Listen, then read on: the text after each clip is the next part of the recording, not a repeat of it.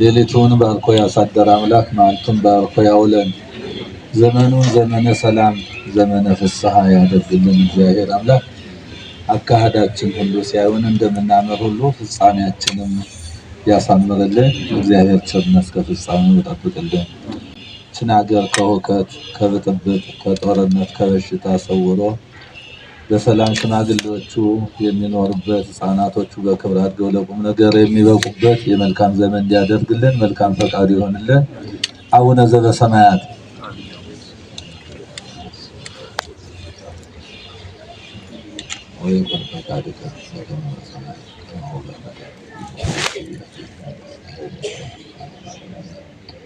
በሰላም ቅዱስ ገብርኤል መልአኩ የማርያም ሰላም ለኪ ትቀበልና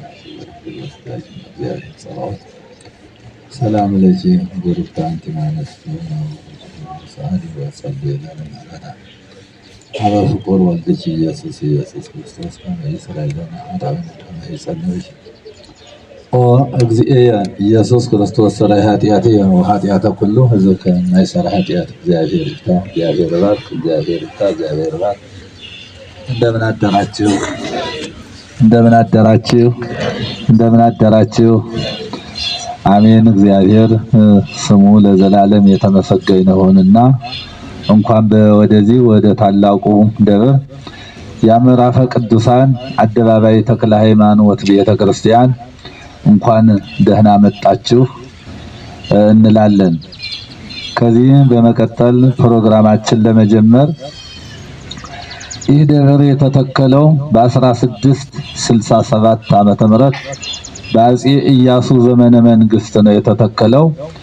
አፄ ኢያሱ እንደሚታወቀው ሁሉ የአፄ ፋሲል ልጅ ጻድቁ ዮሐንስ የጻድቁ ዮሐንስ ልጅ አፄ ኢያሱ አባታቸው እስከ ራሳቸው ድረስ በክህነት ቤተክርስቲያኒቱን በንግስና በክብር በክህነት ያገለግሉ የነበሩ ናቸው። እንግዲህ ያው እንደሚታወቀው ሶስተኛ መንግስት የአፄዎቹ ሶስተኛ መንግስት አፄ ኢያሱ ናቸውና በዛ ሰዓት ይሄን ቤተክርስቲያን ሲቆረቆሩት ከ300 በላይ ሊቃውንት እንዲያገለግሉ መድበው እያስገለገሉ የዛም የሊቃውንቱ ደሞዝ የሚከፈላቸው ከደንቢያ ከበለሳ ከወገራ እሪም ተተክሎ እንደሚታወቀው ሁሉ ያው በዛ ነው የሚስተዳደሩ የነበረ። አሁን በዛን ሰዓትም የነበረው የደብሩ ማዕረግ ምዕራፈ ቅዱሳን ነው። የአለቃው የአስተዳዳሪው ስም ቄስ አፄ ነው። የመምህሩ ሊቀ መራሕያን ነው። የመምህሩ ሊቀ መራሕያን ነው። ይሄ አስተዳዳሪው ስም ቄስ አፄ ነው። ነገስታቱ በሙሉ እስከሚያልፉበት ድረስ ያው መጠሪያ ስሙ የነበረውም ያው ቄስ አፄ ነው እና እንደዚህ ባለ ክብር ቆይቶ እስከዚህን ድረስ ያው አገልግሎቱ ሳይቋረጥ እንደተጠበቀ ያው ከዚህ ደርሷል። በዛም ሰዓት ያው በሀገሪቱ በተለያየ ችግር በሚያጋጥማት ጊዜ ያው ቤተክርስቲያኑ ያው ችግር አጋጥሞት ነበር። እንደገና ይሄን ያለውን ቤተክርስቲያን የሰሩት አፄ ተክለ ጊዮርጊስ በ17ኛው ክፍለ ዘመን ነው። እንደገና ከብዙ ዓመት በኋላ በ17ኛው ክፍለ ዘመን ነው።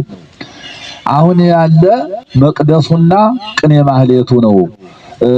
መቅደሱና ቅድስቱ ነው ያለ። ቅኔ ማህሌቱ እንደምናየው ያው በታሪክ ይሄ አሁን ያለንበት ቅኔ ማህሌቱ ይሄ እንደነበረ ያው ያስረዳል። እና እንግዲህ ይሄን አድርገን በዚህ ከቆየን በኋላ አሁን ከብዙ ጊዜ በኋላ ደግሞ እንደምታዩት በ2016 ዓመተ ምህረት ሐምሌ 5 ቀን በጣም ከባድ ዝናብ ነበረ። የሚወርድ የነበረ ዶልፊ ዝናብ ነው። እነዚህ ጽዶች ደግሞ የሚሸከሙት በቅጠላቸው ብዙ ውሃ ስለሚሸከሙ ያለበት መሬቱ ርደት ስለነበረው ክረምት ስለሆነ አልቻለውም።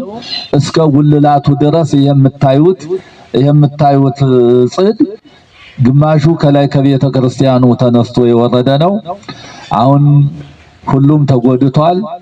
አሁን አምናም ብዙ አላወቅነው ነበር። አሁን እየከረመ ሲሄድ ዘንድሮ ነሐሴ ላይ ያው ውስጡ የሚያፈሰው ያው ከባድ ነው የነበረው። እግዚአብሔር መቸስ አሁን በሰላም ከርመን ይሄ ክረምት ወጥቷል።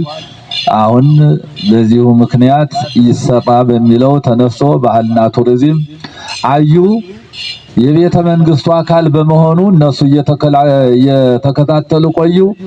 አሁን እነሱም ያው ይሰራ ከሚለው ደርሰን ህንጻ ሰሪ ኮሚቴ ተዋቅሮ በዚህ ጉዳይ እየተንቀሳቀሰ ይገኛል። ያው ይሄን ቤተክርስቲያን እንደምታዩት እንግዲህ በዘመኑ ሲታሰብ 350 አንደኛ ዓመቱን የያዘ ቤተክርስቲያን ነው። እንግዲህ እግዚአብሔር መስገን እናንተም በክብር ከዚህ መጠታችሁ ይሄን ያህል ዘመን አገልግሎቱ ሳይቋረጥ ሲገለገልበት ከቆየ ቤተክርስቲያን ጸሎት አድርጎ ቡራኬ ለመቀበል በዝክረ ቅዱሳን ስም ወደዚህ ተሰብስባችሁ መጠታችኋል።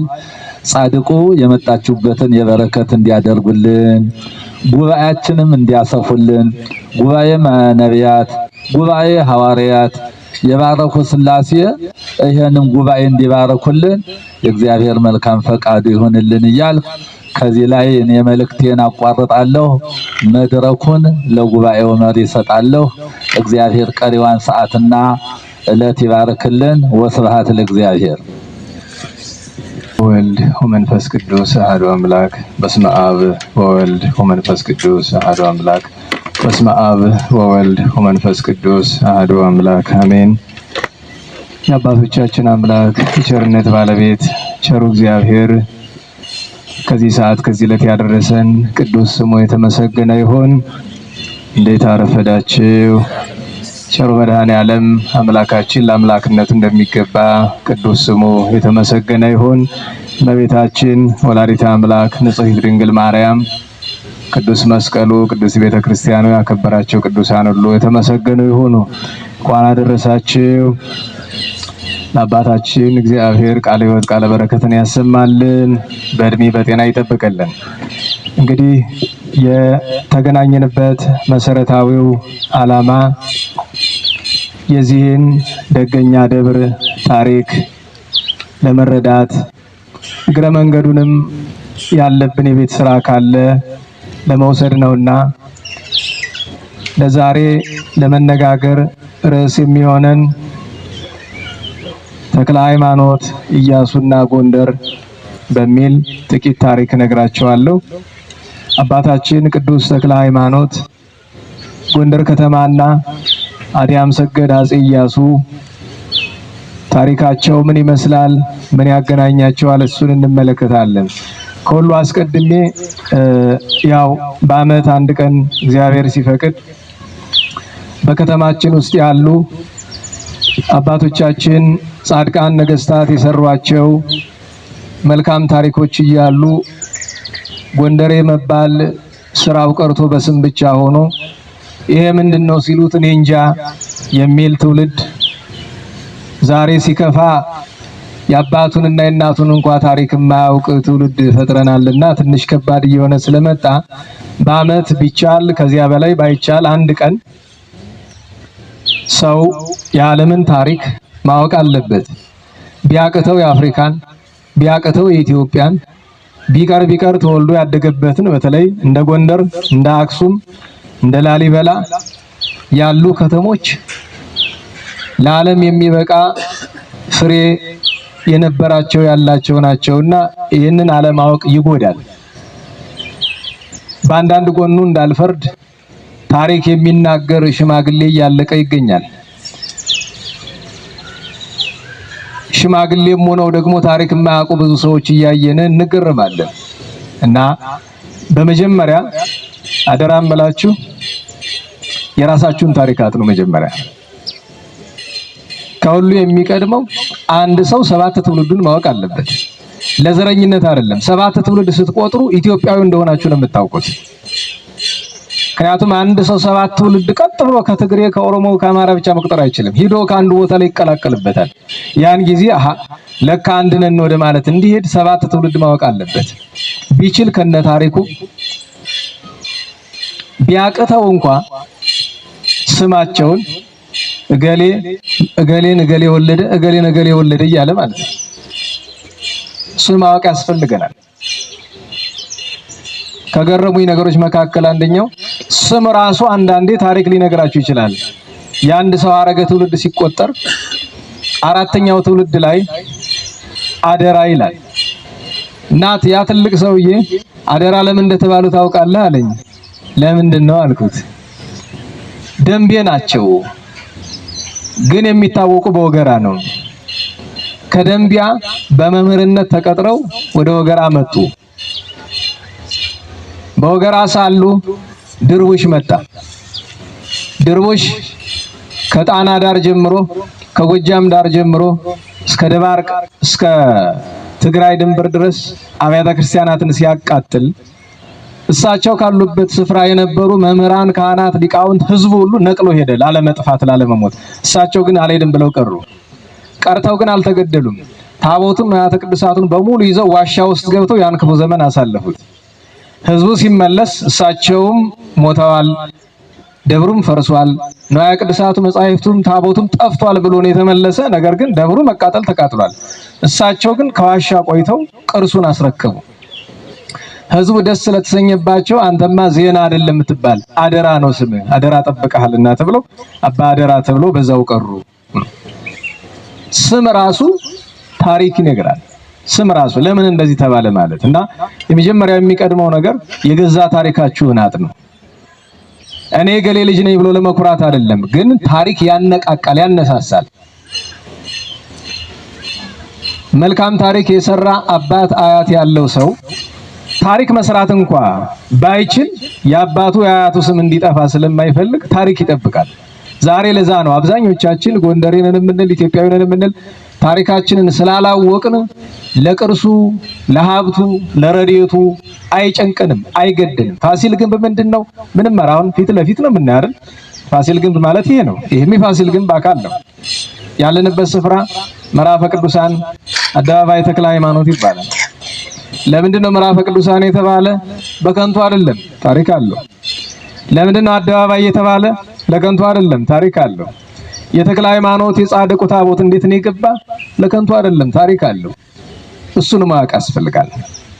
ስለዚህ ለዛሬ ተክለ ሃይማኖት ጎንደርና ኢያሱ ካልን መጀመሪያ ከደብራቸው ከደጃቸው ተቀምጠን ጻድቁን ሳናዋሳ ብናልፍ በደል ነው። ለምን ቢባል በኢትዮጵያ ታሪክ ከአቡነ ተክለ ሃይማኖት የሚቀድም ጻድቅ በማዕረግ በክብር የሚበልጥ የለም። ለዚያ ነው አባቶቻችን ስማቸውን ሲጠሩ ተክለ ሃይማኖትን ርዕሰ መነኮሳት የሚሏቸው እና አንዳንድ ሰዎች ይጠይቃሉ፣ ምን ነው ርዕሰ መነኮሳትን ማንጦንስ መቃርስ አይደሉ ቢሉ ለኢትዮጵያ ሲል ነው። ለምሳሌ የሶሪያ መነኮሳት አለቃ ታላቁ በርሱማ ነው። የቀጰዶቅያ የቂሳሪያ መነኮሳት አለቃ ታላቁ ቅዱስ ባስልዮስ ነው። የኢትዮጵያ መነኮሳት ማለትም በኢትዮጵያ ለተወለዱ ጻድቃን ሁሉ አባት አቡነ ተክለ ሃይማኖት ናቸው። በማዕረግ የሚቀድማቸው የሚበልጣቸው የለም። ገብረ መንፈስ ቅዱስ ሳትሉኝ እንደሆነ አቻቸው ናቸው። ግን ገብረ መንፈስ ቅዱስ በትውልድ ግብፃዊ ናቸው። አባታችን ተክለ ሃይማኖት በ12ኛው መቶ ክፍለ ዘመን ተወልደው በ13ኛው መቶ ክፍለ ዘመን ያረፉ በኢትዮጵያ ታሪክ ውስጥ ከባድ ከነበሩ ነገሮች አንዱ ጣዖት አምልኮ ነው። በዚያው እግረ መንገዱን ስለ ተክለ ሃይማኖት ለመናገር የቤተ ክርስቲያን ታሪክ፣ ስለ ጎንደር ለመናገር የኢትዮጵያ ታሪክ ያስፈልጋል። ሀገራችን ኢትዮጵያ ታሪኳ 7000 ዓመት ነው ብዬ ስል ደጋግሜ ስናገር ሰሙኛላችሁ። ይሄም ለከንቱ አይደለም። በጥንቱ ዘመን አዳም ከወለዳቸው 30 ወንድ ልጆቹ አንዱ ኦሪ ይባላል። ኦሪ ብርሃን ማለት ነው ብለን ተርጉመናል አይደል? ይሰማቸዋል። ኦሪ ወልዳ አዳም መስርቷት በኖህ ዘመን ጠፋች። ኋላ የካም ልጅ ኩሽ አፍሪካን በተለይ ምስራቁንና ሰሜኑን ሲገዛ ማይከሉ መቀመጫው የጥንቱ የኢትዮጵያ ግዛት ነበርና ከሱ ሲያዝ ከንግስተ ሳባ ኦሪትን ስርዓተ ነቢያትን አምጥታ ከንግስተ ሳባ ጀምሮ እስከ ባዚን ክርስቶስ መድኃኒታችን እስከተወለደበት ዘመን ድረስ ለሺህ ዓመት እግዚአብሔር ሲመለክ ኖሯል። አንዳንድ ሰዎች ታሪክ ተመራምረው እንዲህ ይላሉ፣ አይ በአክሱም እና በዙሪያው ሲፈለግ የጣዖት ማምለኪያ ስፍራ የነበረ ነገር ተገኝቷል። ስለዚህ ኢትዮጵያ እግዚአብሔርን ታመልክ ነበረ ለምን ትላላችሁ ይላሉ። ጣዖት ማምለኪያማ ዛሬስ ሞልቶ የለ። አንዲት ሀገር እግዚአብሔርን ታመልካለች ማለት ጨርሶ በዚያ ምድር ጣዖት የሚያመልክ የለም ማለት አይደለም።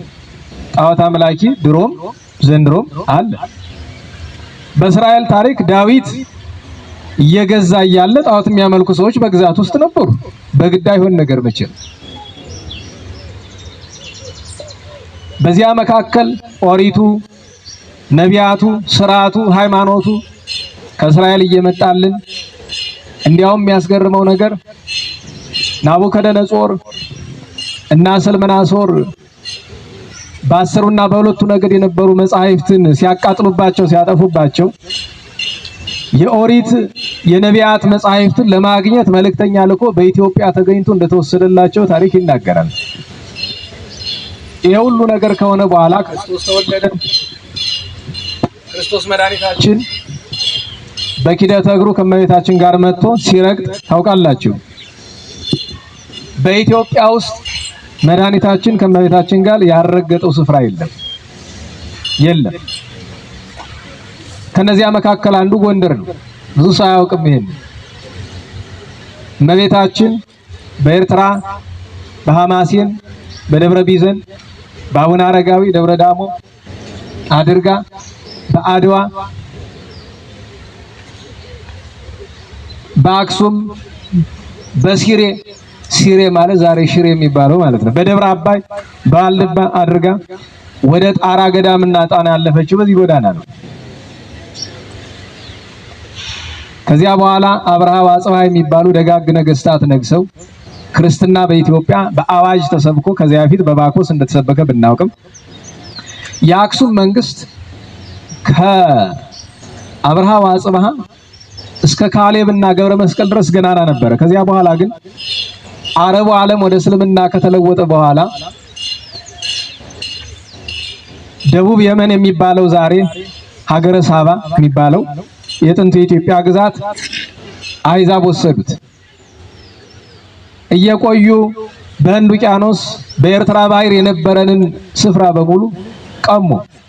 በዚህ ጊዜ የአክሱም ስልጣኔ እየደበዘዘ ክርስትና ተስፋፍቶበት የነበረው ስፍራ በሙሉ አይዛብ እየገቡ ክርስቲያኑን እየገደሉ እያጠፉት ሄዱ። የአክሱም ስልጣኔ ሲያዘነብልና ኢትዮጵያ እየደከመች ስትሄድ እግዚአብሔር በፈቃዱ የላስታ ነገስታትን አስነሳ። 11 ነገስታት የዛግዌ የሚባሉት ነገስታት የትውልድ አረጋቸው ከንግስተ ሳባ የሚቆጠርላቸው እነዚያ የተቀደሱ ነገስታት ነግሰው የተቻላቸውን ያክል ሰሩ። ነገር ግን የአክሱም ስልጣኔ እየወደቀ ከሄደበት ጊዜ ጀምሮ የላስታ ነገስታት በሚገዙት ግዛት ሁሉ ክርስትና ተስፋፋ፣ ቅድስና በዛ። ነገር ግን የአክሱም ነገስታት ከጥንቱ የኢትዮጵያ ግዛት ምናልባትም 1/3ኛውን ብቻ ነበር ይዘው የነበሩት። ያ ማለት ሌላው በአይዛብ ቁጥጥር ስር ነበረ። ከደቡብ አረቢያ የሚመጡ የሙስሊም ሱልጣኔቶች ሀገሪቱን በሙሉ ዙሪያን ይዘው በዛግዌ ስርወ መንግስት መጨረሻ አካባቢ ከ13 ያላነሱ ሱልጣኔቶች ተመስርተው ነበር። አንድ ሱልጣኔት ማለት አንድ መስጊድ ማለት አይደለም፣ አንድ ትልቅ ግዛት ማለት ነው። በዚያ ውስጥ የነበሩ ክርስቲያኖች በሙሉ አልቀው ማለት ነው። እንግዲህ በዚህ ወራት ነው አቡነ ተክለ ሃይማኖት የተነሱ ለማለት ነው። አቡነ ተክለ ሃይማኖት ከነገስታት ጋር የፖለቲካ ጉዳይ ያላቸው አይደሉም። ሃይማኖትን ለማቅናት ግን እርሳቸው የነበሩት እኩሉ ዘመናቸው ከዛግዌ እኩሉ ዘመናቸው ከሸዋ መንግስት ነውና በዚያ ወራት የጠፋችውን ሃይማኖት ለመመለስ ልብ በሉ አንድ ብቻቸውን ነው ያለ አጋዥ። በተለይ በደቡብ በምስራቅ በምዕራብ ኢትዮጵያ የነበረውን የጠፋውን ክርስትና ወደ ጣዖት አምልኮ የሄደውን ህዝብ ለመመለስ ብዙ መከራ ተቀብለዋል። እርሳቸው እየሰበኩ አብረዋቸው የተሰዉ ሰዎች ቁጥር እንኳን ወደ 80 ሺህ ይደርሳል። እርሳቸውም ከአንዴም ሁለቴ ሰማዕትነታቸው አይነገርም። በነገራችሁ ላይ ይገርመኛል። ተክለ ሃይማኖት እኮ በሰማዕትነት ሞተው ተነስተዋል። እና ተክለ ሃይማኖት ጎንደርና ኢያሱ ስንል መጀመሪያ አቡነ ተክለ ሃይማኖትን ማወቅ ያስፈልጋል። የአቡነ ተክለ ሃይማኖት እንደ ደናግል ድንግልናቸው፣ እንደ መነኮሳት ምንኩስናቸው፣ እንደ ባይታውያን ተባይተዋቸው፣ እንደ ሐዋርያት ሐዋርያው አገልግሏቸው እንኳን በእኛ ቤተክርስቲያን አልኳችሁ ዛሬ ግብጽ ብትሄዱ ከታላላቅ ከሚያከብሯቸው ቅዱሳን ዋነኛው አቡነ ተክለ ሃይማኖት ናቸው። በዓለም ያሉ ጥቁሮች ዘግይተውም ቢሆን በካሪቢያን፣ በአሜሪካ፣ በሌላም ስፍራ ያሉ ጥቁር ክርስቲያኖች ዘግይተውም ቢሆን አሁን ምን እያደረጉ ነው? ጥቁር ጻድቅ አለ ወይ? ምክንያቱም ነጮቹ ፕሮቴስታንቶቹ ጥቁር ክርስቲያን መሆን አይችልም፣ ጥቁር ሰው አይደለም፣ ጥቁር እንስሳ ነው ብለው ነው የሚያምኑት። በነገራችሁ ላይ አፍሪካውያንን በሙሉ እነዚህ የምዕራቡ ዓለም ቀኝ ገዢዎች እንደ ሰው አያዩንም። ዛሬም ድረስ ነው። ድሮ ብቻ እንዳይመስላችሁ፣ ዛሬም ድረስ ነው። ዛሬም ድረስ ነው። እና በእውኑ ጥቁር ቅዱስ መሆን ይችላል ወይ ብለው ሲጠይቁ ሁልጊዜ የሚያገኙ አንድ ሰው ነው። እሱም በግብጽ የተጋደለ ኢትዮጵያዊ ሆነ በመላው ዓለም የታወቀ አባታችን አባ ሙሴ ጸሊም ነው። በጣም ታውቃላችኋል። ለጥቁሩ ዓለም እንደ ኩራት ነው። ከመንፈሳዊነት አልፎ ማለት ነው። ለካ ጥቁር ከዚህ ብቃት መድረስ ይችላል ተብሎ ግን እውነት ለመናገር በዓለም ከተወለዱ ቅዱሳን ሁሉ አብዛኛው ቅዱሳን የተወለዱት ኢትዮጵያ ውስጥ ነው። ጥቁር ናቸው እንደኛ። አሁን ቅድስና ክርስትና ጥቁር ነጭ የሚያሰኝ ነው አይደለም። ነገር ግን ፖለቲካው ቆሻሻ ነውና እገሌ ወገሌ ብሎ ሲሏችሁ የለም። ለኛ አቡነ እንጦንስም አቡነ ተክለ ሃይማኖትም ቅዱሳን ናቸው። መሰረታዊው ነገር ግን ምንድነው? በተለይ ግብፃውያን ምን ይላሉ? ዓለም ከተፈጠረ ዘመን ከተቆጠረ ክንፍ ያለው ሰብአዊ ፍጡር ተክለ ሃይማኖት ብቻ ነው ይላሉ። ይሄንን የሚሉበት ምክንያት ለምንድነው? ከተክለ ሃይማኖት ውጪ ሌሎች ኢትዮጵያውያን ቅዱሳንን ስለማያውቋቸው ነው እንጂ ለክንፍስ ብዙ ቅዱሳን አሉና። ነገር ግን በጎላ በተረዳ ዓለም ያወቀላቸው ባለ ክንፍ አባታችን ተክለ ሃይማኖት ናቸው። 6 ክንፍ ያላቸው ለምን ቢሉ ከአራቱ ካህናተ ሰማይ ጋር እንዲያጥኑ ሲመደቡ አራቱ ካህናተ ሰማይ ምን አላቸው? እኔ በነገራችሁ ላይ የሚያስገርም ነገር ልንገራችሁ። ለምሳሌ እዚህ ደብር 24 ካህናተ ሰማይ ይከበራል። በነገራችሁ ላይ አሁን ህዳር 24 መታችሁ እንድታከብሩ እዚህ ታቦት ባይወጣም እንኳን ማህሌቱ አለ፣ ቅዳሴው አለ። አቡነ ተክለ ሃይማኖት ከአራቱ ካህናተ ሰማይ ጋር ስላጠኑ የካህናተ ሰማይ በዓል እዚህ ይከበራል። ሌላኛው አቡነ ገሪማ ናቸው። የአቡነ ገሪማ ታቦት ገባ ገና 10 ምናምን ዓመቱ ነው አይደለም። ግን አርያም ሰግድ ኢያሱ ሞት ቀደማቸው እንጂ እሳቸው ራሳቸው ያገቡት ነበር። ለምን ብትሉ በዜና መዋዕላቸው ላይ እንዲህ ይላል። አክሱም ለመሳለም ሄዱና ሰራዊቱን እንመለስ ሲላቸው የለም ወደ አድዋ እንሄዳሉ። አድዋ ምን አለ አባታችን ጠላት አልተነሳ ጦርነት የለ ለምን እንሄዳለን ሲል ከአባታችን ገሪማ ከቅድስት መካኑ ተሳለም መምጣት እፈልጋለሁ ነው በዜና መዋዕላቸው ላይ አለ። ሄደው ከአቡነ ገሪማ ገዳም ደብረ መደራ ተባርከው ነው የመጡ። ያ ማለት መሻታቸውን ያሳያል። ኋላ ጊዜ ገቢር ለእግዚአብሔር ነውና ሰዓቱ ቀኑ ሲደርስ የአቡነ ገሪማ ጽላቱ ጎንደር ከተማችን እዚህ ስፍራ ገብቶ እየተከበረ ይገኛል። ስለዚህ እዚህ የምናከብረው የአቡነ ተክለ ሃይማኖትን የአቡነ ገሪማን የ24 ካህናተ ሰማይ በዓል ክብረ በዓል ሲሆን እዚህ መምጣት ግዴታችን ነው የሚሆነው። የአቡነ ተክለ ሃይማኖትን ነገር በዚሁ ገታ ላድርግ። ሐዋርያችን ናቸው፣ ጻድቅ ናቸው፣ ትሩፍ ናቸው። የኢትዮጵያ ቅዱሳን ሁሉ የበላይ ናቸው። ታዲያ ለጎንደርሳ እንዴት ነው ብሎ አቡነ ተክለ ሃይማኖት ጎንደር መጥተው እንደነበረ ስንት ሰው ያውቃል? ያን ጊዜ ግን ጎንደር ከተማ አልነበረም፣ መንደር ነው የነበረ። በኪደተ እግራቸው ከረገጧቸው ስፍራዎች አንዱ ይሄ ነው። ኋላ በአታጽነተው የተወሰነ ጊዜ የት ነው የቆዩ? ጣራ ገዳም ቆይተዋል። ጣራ ገዳም ላይ የተወሰነ ጊዜ በበዓት ተከተው ቆይተዋል። አንዳንድ ታሪኮች በገድል ስለማይገኙ ብዬ ነው። እንዲያም አንድ ጊዜ ነፍሳቸውን ይማር የኔታ የማነ ብርሃን የአባጃሌው አስተዳዳሪ አንድ ታሪክ ስተርክ ሰምቶኝ አንተ ከገድል የሌለ ከምን አመጣኸው አሉ። አይ ሁሉ እኮ ተጽፎ አይገኝም። ሁሉ ተጽፎ ይገኛል? አይገኝም እኮ። ሊጻፍ ይባል እንዴት ብሎ ተጽፎ ይዘለቃል? አሁን የዚህ ደብር ታሪክ በሙሉ ቢጻፍ ይዘለቃል? የተሰራው ተአምር በየቀኑ ለምሳሌ በጸበሉ የሚደረገው ተአምር ከቅዱሳን ገድል የሚጻፈው ተአምር እኮ 100ኛውን አያክልም። ለምን? ለማሳያ ያክል ነው እንጂ ጻድቃን በየዕለቱ የሚሰሩት ተአምር ምን ቁጥር አለው? እና አቡነ ተክለ ሃይማኖትና ጎንደር ብለን ስንል ማንሻዎች እሱ ነው። የጎንደርን ነገር ለማንሳት አሁን እስከ ዛጎ የደረስኩ አይደለም። ከዛጎ በኋላ የሸዋ መንግስት ሲነሳ በአፄ ይኩኖ አምላክ በ1260ዎቹ ሲነሳ አቡነ ተክለ ሃይማኖት በባታቸው ነበሩ። እግዚአብሔር ሁሉንም በጊዜው ነው። አሁን ብዙ ሰው ምን ይመስለዋል?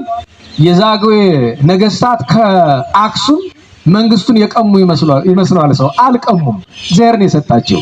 እኔ በጣም የሚያሳዝነኝ ነገር አለ። እንዴት ዋላችሁ? ቀምተው አይደለም። ማን የሰጣቸው? በቃ ያ በአክሱም የተሰራው ስራ ይበቃል አለ እግዚአብሔር አይደለም። ወደ ዛግዌ ሄደ። ለምን? በአክሱም የነበሩት ታውቃላችሁ፣ አገር የምትጠፋ በምን ምክንያት ነው?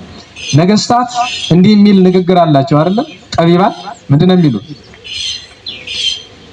ጀግኖች ታግለው የሰላም ዘመንን ያመጡታል። የሰላም ዘመን ሰነፍ ጅሎችን ይፈጥራል። ጅሎች የመከራ ዘመንን ያመጡታል። እንደገና የመከራ ዘመን ደግሞ ጀግኖችን ጠቢባንን ይወልዳል። እንደገና ጀግኖች ደግሞ የሰላም ዘመንን ያመጡታል። ይሄ ምን ይባላል? ቼን ነው፣ ሰንሰለት ነው። እንደዛ ነው። ገብቷችኋል? እንዴት ዋላችሁ? ገብቷችኋል? ጀግኖች ታግለው ስልጣኔን ሰላምን ያመጣሉ አይደለም? ያ ሰላም ደግሞ እነማንን ይፈጥራል? ሰነፎችን ጅሎችን ይፈጥራል። ለምን? ምክንያቱም ቁጭ ብሎ መብላት ችግር ነው። ከዛ ሰነፎቹ ጅሎቹ ደግሞ በስንፍናቸው በጅልነታቸው ምንን ያመጡታል? የመከራ ዘመኑን ያመጡታል። የመከራ ዘመን ደግሞ ማንን ይፈጥራል? ጀግኖችን ጠቢባንን ይፈጥራል። እንደገና ጀግኖች ጠቢባን ደግሞ ሰላሙን ያመጡታል መልሰው። ስለዚህ ነገስታቱ ሰላም ሲያገኙ ጥጋብ ይጀምራሉ። ለምሳሌ የአክሱም ስልጣኔ ወደቀ በጥጋብ ነው። የዛግዌ መንግስት በጥጋብ አልወደቀም፣ ጊዜው ሲደርስ አለፈ። የዛግዌ ስርወ መንግስት ጥጋብ የለውም። ለምን? ሁሉ ቅዱሳን ናቸው። የሸዋ መንግስት የወደቀ በጥጋብ ነው። የጎንደር መንግስት የወደቀ በጥጋብ ነው። ይሄን አንክደው። ጥጋብ እንዴት ነው ከተባለ ስልጣኔው ሀብቱ ሲበዛ ደስ ሲላቸው መዝናናት ትመጣለች። መዝናናት ደግሞ እግዚአብሔርን መበደል ታመጣለች። ለዚያ አይታችሁ ከሆነ የጎንደር መንግስት አይታችሁት ከሆነ አጤ ፋሲል ኃይለኛ፣ ዮሐንስ ኃይለኛ፣ ኢያሱ ኃይለኛ እያለ ሄዶ መድከም የሚጀምር የት ላይ ነው? ቋረኛ ኢያሱ ከሞቱ በኋላ መድከም ይጀምራል። የሸዋ መንግስት መድከም የሚጀምረው የት ነው? በአፄ እስክንድር ትንሽ ያዘነበለ ኋላ በአፄ ልብነ ድንግል። አባቶቻችን የሚሉት ነገር አላቸው በቅኔ ቤት ጽጋብ ያመጽ ቅንጻው ይላሉ አይደል? ሰው ሲጠግብ ይቀናጣል አይደል? ወቅንጻው ያፈደፍደው ያሉ። ሰው ሲቀናጣ ደግሞ መከራ ነው የሚመጣበት። እና ዛግዌ ከሸዋ ቀምቶ አይደለም እግዚአብሔር ሰጥቶት ነው። ሸዋ ከዛግዌ ቀምቶ አይደለም እግዚአብሔር ሰጥቶት ነው። ጎንደር ከሸዋ ቀምቶ አይደለም እግዚአብሔር ሰጥቶት ነው። መልሶ ሸዋ ወስዶ የለ ከጎንደር ማን የወሰደ? ሸዋ ነው። ቀምቶ አይደለም እግዚአብሔር ሰጥቶት ነው። በቃ ይሄን ነው የምናምን እኛ። ነገር ግን የሸዋ መንግስት ባይመጣ ኖሮ ክርስትና ኢትዮጵያ ውስጥ ሊጠፋ ነበረ። እና አቡነ ተክለ ሃይማኖትና ቅዱሳኑ ነገስታቱ በተለይ አዲያም ማን ነው አፄ አምደ ጽዮን ታላቁ ገናና ንጉስ ያንን ሱልጣኔት በሙሉ ደርምሰው እስከ ሞቃዲሾ ጫፍ እስከ ህንድ ውቅያኖስ ድረስ የነበረውን ጥንታዊ ግዛት መልሰዋል። ከዚያ ከሸዋ መንግስት ብሎ እንዳልኳችሁ ግራኝ አህመድ የሸዋ መንግስት አጠፋው። ከሸዋ ተሰደው መተው ልብነ ድንግል ደብረ ዳሞ ትግራይ ላይ አረፉ። ገላውዲዮስ በዚህ በወሎ ስፍራ አካባቢ ተሰዉ ስለ ሃይማኖታቸው ቅዱስ ገላውዲዮስ ንጉሱ። ከዚያ በኋላ ሚናስ ወደዚህ ወደ ጎንደር አፈገፈገ። ሰርጸ ድንግል መጡና እዚሁ ጎንደር እንፍራንስ ጉዛራን ሰሩና ጎንደርን መናገሻ ያደረጉ። ከዚያ ገና ጎንደር ከተማ ሳይመጡ ማለት ነው። ጎንደር ሲባል በነገራችሁ ላይ ጎንደር ሲባል በዚያ ዳሩ መቄት ነው። የጎንደር ደቡቡ መቄት ነው። ምዕራቡ ቅር ካላላችሁ ካርቱም ነው። መቼም ሱዳናውያን ስለማይኖሩ ሱዳናውያን አማርኛ ስለማይሰሙ ቅር አይላቸው። እነሱ መተው እዚህ አልፋሽጋን ይዘዋል አይደል? እዚህ መተማ ዳር ተቀምጧል። የለም ካርቱም ነው። አታውቁም? አባታችን ተጠምቀ መድኅን በአጤ ፋሲል ዘመን ካርቱም ውስጥ ገዳም እንደነበራቸው ስናር ኑቢያ በኢትዮጵያ ስር የሚተዳደር ነበር እኮ። እንዴው ኑቢያን ሰሜኑን ብንተው ደቡብ ሱዳን እኮ ኢትዮጵያ ግዛት ነው የነበረ። አሁን የግዛት ጥያቄ አይደለም ታሪክ ስለሆነ ነው እንወቀው ብዬ። ለሁሉም ሰርጸ ድንግል ጉዛራ ላይ መጡ። ከሰርጸ ድንግል ቀጥሎ የነበሩት እነ ያዕቆብ እነ ዘድንግል በዚሁ በጎንደር ዙሪያ አካባቢ ነበሩ። ሱስንዮስ መጀመሪያ ጎርጎራ ኋላ ደንቀዝ መጡ። ሱስንዮስ በዘመናቸው ጎንደርን ይፈልጓት ነበር። ለምን? ትንቢት ነበረ። በኢትዮጵያ የመጨረሻው ገናና መንግስት የሚቋቋም ጎንደር ከምትባል ስፍራ ነው እየተባለ ትንቢት ነበርና ያን ትንቢት ሲከተሉ ሃይማኖታቸውን ካዱ። ብዙ ሰው ተገደለ። ኋላ እሳቸው ንስሐ ገብተው ምላሳቸው ተጎልጉሎ ኋላ ድነውም አጤ ፋሲል ነገሱ። አሁን የጎንደር ታሪክ የሚጀምረው እዚህ ላይ ነው። አጤ ፋሲል የነገሱ በ1624 ነው። ጎንደር ግን የመጡ በ1628 ነው። አንዳንድ ጊዜ ጎንደር ውስጥ ታሪክ የሚጽፉ ሰዎች ትንሽ ዘባ ያደርጋሉ። ደግሞ አንዳንድ ችግር አለ። የራስን ማጋነን። አደባባይ ተክለ ሃይማኖት የኔ ነው አንደኛ ምርጥ ይላል። እልፍኝ ጊዮርጊስ የኔ ነው አንደኛ፣ አደባባይ ኢየሱስ የኔ ነው አንደኛ የሚባል ነገር የለም። ሁሉን በትክክል ተርኩ። አሁን እኔ ስለ አደባባይ ተክለ ሃይማኖት ታሪክ ልነግራችሁ ነው። እኔ እዚህ ተወልጄ አይደለም ያደኩ አብዬ ጊዜ ነኝ። ነገር ግን በልኩ ነግራችኋለሁ። በደንብ አድርጌ ነው የምነግራችሁ። ለምን ታሪክ እንዳለ ይተረካል እንጂ የራሴን ደብረ አግንኜ ምን ሊያደርግልኝ ነው? ሁሉ ሰው የራሱን አንደኛ ያደርጋል። ምን ያደርጋል ደግሞ? ሁሉ አንደኛ መሆን አይችልም እኮ። በነገራችሁ ላይ እንዴት አረፈዳችሁ? ከጎንደር አድባራት ሁሉ አንደኛ ማን ነው የሚባል እርግጠኛ ነኝ። እናንተ ነግሬያችኋለሁ። እንደ የፈለገ ታሪክ አዋቂ ቢሆን አይመልሰው። ከጎንደር አድባራት ሁሉ አንደኛ የምትባለው ዛሬ ስሟም አይታወቅም፣ አሮጌ ልደታ ናት። አሮጌ ልደታ ጎንደር የሚባል ስም ገና ሳይመጣ ጎንደር መንደር እንኳን ሳትሆን ከ1100 ዓመት በፊት በ9ኛው ክፍለ ዘመን ነው የተሰራችው። ቀዳሚ አድባራት አበራ ጊዮርጊስ እንኳን የተሰራ ከአሮጌ ልደታ ከ400 ዓመት በኋላ ነው። ቃየስ የተሰራ ከ450 ዓመት በኋላ ነው። ከአሮጌ ልደታ ማለት ሰው ታሪክ ሲተረክ ግራ ቀኝ የለውም። ሃይማኖትም ይሁን የሀገር ታሪክም ይሁን በደንብ ነው መተረክ ያለበት። እና ፋሲል ብዙ አይታችሁ ከሆነ በአንዳንድ አድባራት ስትሄዱ ግምጃ ቤት የተሰራቸው በ1624 ነው። በ1624 እንኳን ግምጃ ቤት ልትሰራ ጎንደር ከተማ አልነበረች። ምን ያደርግልናል? የ4 ዓመት ቅድሚያ ወስደን ምን ያደርግልናል? መንበረ መንግስቶች ይሻላሉ። በትክክል በ32 ብለውታል። እሱ ያስኬዳል። ትክክል ነው። ለሁሉም ፋሲል ነገሱ። ሃይማኖት አቀኑ። ካቶሊክን አፈለሱ። የውጭ ዜጎችን አባረሩ። ሃይማኖት ቀናች። ጎንደር አመሰራረቷ በገላውዲዮስ በሚናስ በሰርጸ ድንግል ቢሆንም ዋና መሰረቷ ለከተማዋ ግን ፋሲል ናቸው። መሰረቱን የጣሉት ዋናው ከተማን ከተማ አድርገው የጀመሩ። ታሪኩ ሰፊ ነው። እንዴት ነው ወደዚህ የመጡ? እዚህ የነበረው ባህር ምንድን ተደረገ? ህንጻው እንዴት ነው የሰሩት? አሁን ይሄ ኪሲው አይደለም። ለምን አምና ታቻምና እዚያ ተረክላቸዋለሁ። ፋሲል ግን እንዴት ነው የተሰራ? እሷን አይመለከተንም፣ እናቆየው። ለጊዜው ወደ ደብሩ ልንመጣ ነው። አጤ ፋሲል 35 ዓመት ነግሰው ሃይማኖት አቁመው ምግባር አጽንተው አገር አጽንተው ለልጃቸው ለዮሐንስ ሰጡ። እርሳቸው ዳጋ ተቀበሩ። መጀመሪያ አዘዞ ተክለ ሃይማኖት፣ በኋላ አፍልሰው ዳጋ ወሰዷቸው፣ ዳጋ እስጢፋኖስ። ከዚያ ቀጥሎ ዮሐንስ ነገሱ። ስንት ዓመት? 15 ዓመት። እኛ ፋሲል ከ1624 እስከ 1659፣ ዮሐንስ ከ59 እስከ 74 ነግሰዋል። እኒህ ንጉስ እዚህ ቤተ መንግስቱ ሲገቡ እንግዲህ ፋሲል ማለት የፊት ለፊት የሚታየው ነው። ዋናው የፋሲል ይሄ ነው። ይሄና ደግሞ እዚያ ቤተ መዛግብቱን ሰርተዋል ይባላል ፋሲል። ቀጥሎ አጼ ዮሐንስ የፍቅር ግንብ የምትባለውን ሰርተው ሰብለ ወንጌል የምትባል ልጅ አግብተው፣ የቹም ሰብለ ወንጌል እንደ ዛሬው ዘመን ዛሬ ምን ይባላል? አንተ ትግሬ እንዳታገባ ይላል አንዱ፣ አንተ ኤርትራዊ እንዳታገባ ይላል። ይሁን እንዲህ የሚለው ሰው ምንድነው ስሙ? ደንቆሮ ይባላል። ዘረኛ ብቻ አይደለም፣ ደንቆሮ ነው። ኦሮሞ አታግባ ይላል። ኦሮሞው ደግሞ አማራውን አታግባው፣ ትግሬውን አታግባው ይላል። እኔ የሚገርመኝ ነገር ደጋግሜ ነግሬያቸዋለሁ። ታሪክ ብናጠና ኢትዮጵያ ውስጥ እኔ ነኝ ባለቤት የሚል አንድም ጎሳ የለም። አማራም ውሸቱን ነው፣ ኦሮሞም ውሸቱን ነው፣ ትግሬም ውሸቱን። ለምን? የአማራ ታሪክ መጀመሪያውን እናውቀዋለን። ኢትዮጵያን የጀመራት አማራ አይደለም። ኢትዮጵያን የጀመራት ትግሬ አይደለም። ኢትዮጵያን የጀመራት ኦሮሞ አይደለም። ኢትዮጵያን የመሰረቷት ስም አጠራራቸውም የለም። ስለዚህ ንብረት ናት ከተባለ አፈር ውስጥ ያሉት ንብረት ናት፣ የኛ አይደለችም። ቅር ይላችኋል? ቅር ቢል የራስ ጉዳይ ነው። ምን አገባኝ? እኔ ደስ ይበላችሁ ብዬ አይደለም የምናገረው። ኢትዮጵያ ሁለት ምርጫ ነው ያላት፣ ወይ የሁላችን ናት ወይ ማናችንም አይደለች። አይሻልም? እንዴት ዋላችሁ? ኢትዮጵያን ወድቆ እንደተገኘ ገንዘብ አስቧት። ያ ወድቆ የተገኘ ገንዘብ የሆነ ሰው መከራውን አይቶ ያመጣው ገንዘብ ነው አይደለም? እኛ ተሰብስበን ስንሄድ መንገድ ላይ 1000 ብር ወድቆ አገኘን። ሁለት አማራጭ ነው ያለን፣ ወይ እኩል እንካፈለዋለን፣ ካልሆነ ገንዘቡን ትተነው መሄድ። ለምን? ምክንያቱም የኛ ስላልሆነ እኛ አይደለም። የኛ የሆነ በቸርነት ነው፣ በአባቶቻችን ከምንም በላይ በእግዚአብሔር ቸርነት ነው ኢትዮጵያ የኛ የሆነችው እንጂ ከኛ መካከል ኢትዮጵያ ላይ አንድ ጠብታ ወዝ ያፈሰሰ የለም።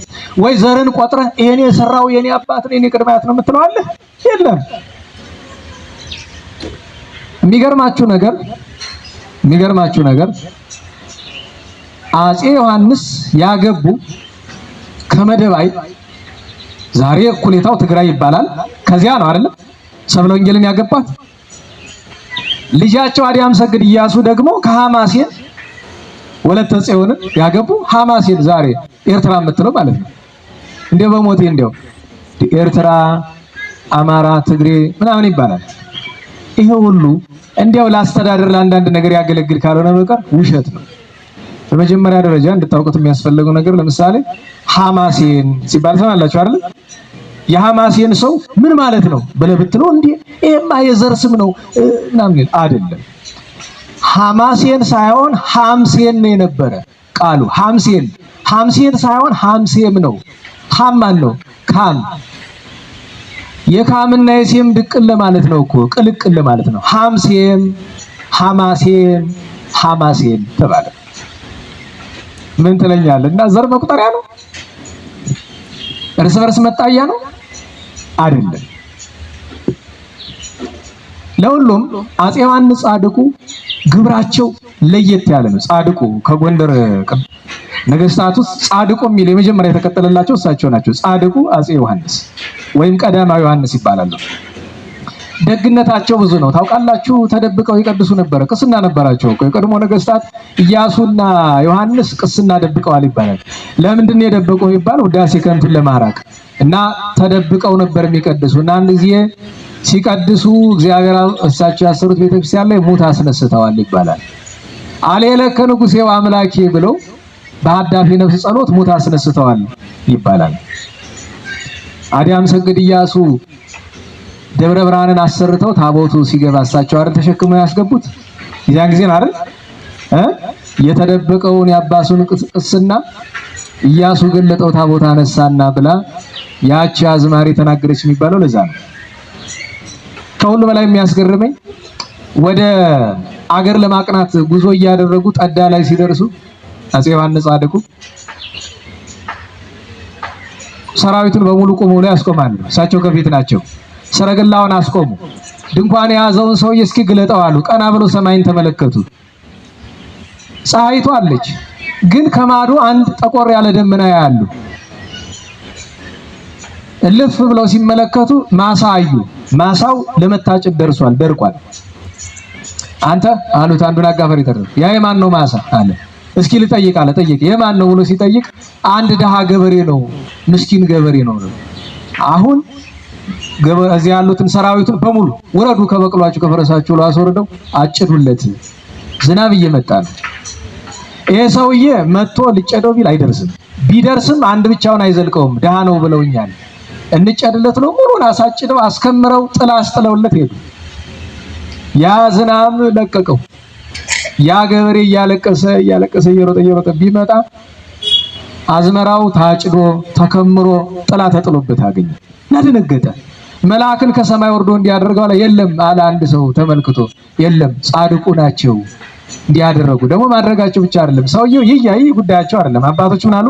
መልካም ሰው ይያየው በጎ አያደርግም፣ አማራጭ ካላጣ በቀር። እንዲህ ያሉት ደግ ሰው ልጅ የወለዱ ገና ሳይነግሱ ነው። ከመንገሳቸው ከ15 ዓመት በፊት ነው ሚስት ያገቡ የተዳሩ። ሚስታቸው እቴጌ ሰብለ ወንጌል የምትባል መልካም ሰው ናት። አንዳንዶቹ ስሟን ያጠፋታል። የንስሐ አባቷን ማግባት ፈልጋዩ። ኧረ እባክህ ተው ግድ የለም። ኧረ እንዲህ ያለዳ እሷን አግብተው በተጋቡ በአመቱ ይባላል በ1646 ዓመተ ምህረት ልጅ ወለዱ። ማን አሉት? ኢያሱ። በእርግጥ አስቀድሞ አንድ ልጅ ወልደዋል። እርሱም ማን ይባላል? ዮስጦስ። ዮስጦስ ማለት አፄ ዮስጦስ አይደለም፣ ሌላ አቤቱ ዮስጦስ የሚባል ነበረ። እሱም ገና በወጣትነቱ ሞቶ ተቀብሯል። ገና አፄ ኢያሱ በንግስና እያሉ ነው የሞተ። ኢያሱን እንግዲህ ጎንደርን እንዲህ ተመሰረተች። ኢያሱ ከጎንደር አንጻር ታሪኩ እንዴት ነው ብሎ የሚጠይቅ ሰው ካለ ኢያሱን ኢያሱ ያደረገው ይህን ደብር ሲሰራ ታሪኬ ጠራ እሱ ሰራውና በዚህ ዘመን ታያላችሁ አይደለም አድባራትን ያፈርሳል ብዙ ሰው። የሚገርማችሁ አብየ ጊዜ በ96 ዓመተ ምህረት ላይ 95 መጨረሻ ላይ በአንድ ጎኑ ትንሽ ፈረሰ።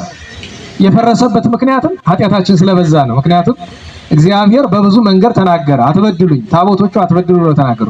ኋላ ለምልክት መጀመሪያ መጋረጃዎቹ ተቃጠሉ፣ ቀጥሎ በአንድ በኩል ፈረሰች እና የዚህ የፋሲል ግንብ የህንፃ ቅርስ ባለሙያ የነበረ ሰው መጣና ቅርሱን ጠብቀን እንጠግነው ብሎ ሲል የአካባቢው ሰው ምን አለ? የለም አፍርሰን ነው የምንሰራው።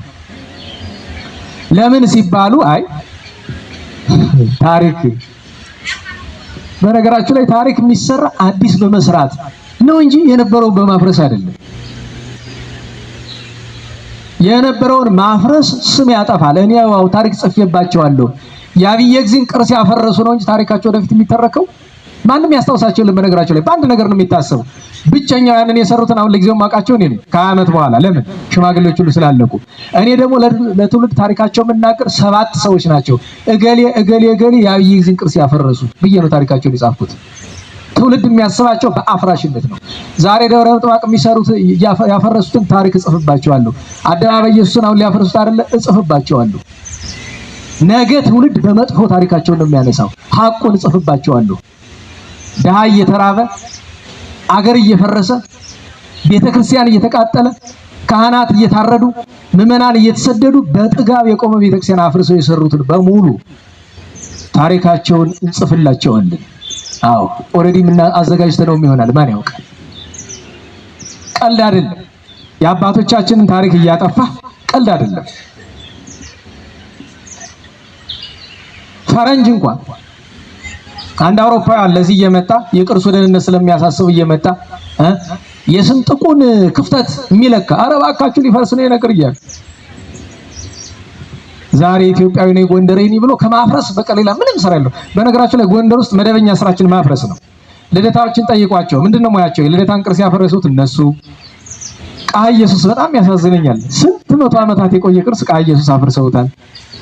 ወልደ ነጎድጓዶች ቅርስን ያፈረሱ፣ አብየ ጊዜ፣ ፊት ሚካኤል፣ በዓታ፣ እነዚህ ሁሉ የምንዘክራቸው በታሪክ አጥፊነት ነው። የነዚህን ሁሉ ይሄን ሁሉ ደብረ ሰራው የሚለው በሙሉ በታሪክ አጥፊነት ነው የሚመዘገብ። እሱን ማወቅ አለብን።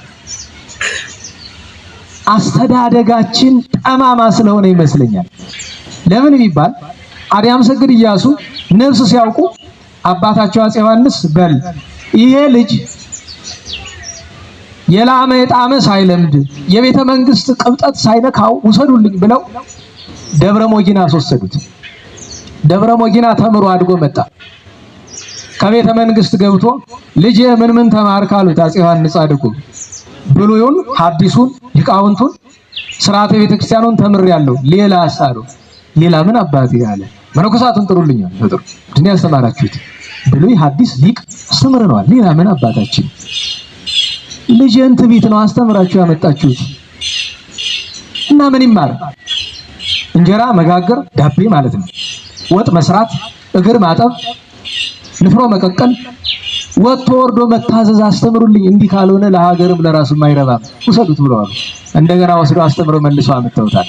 ስነ ምግባሩ የቀና ስለነበረ በወህኒ አምባ አዲያም ሰግድ ኢያሱ እንደሌሎች አልታሰረም። ምክንያቱም የነጋሲ ዘር የንጉስ ልጅ በሙሉ ተሰብስቦ እዚያ ወህኒ አምባ አዲስ ዘመን ማዶ ባለው ነው የሚታሰር።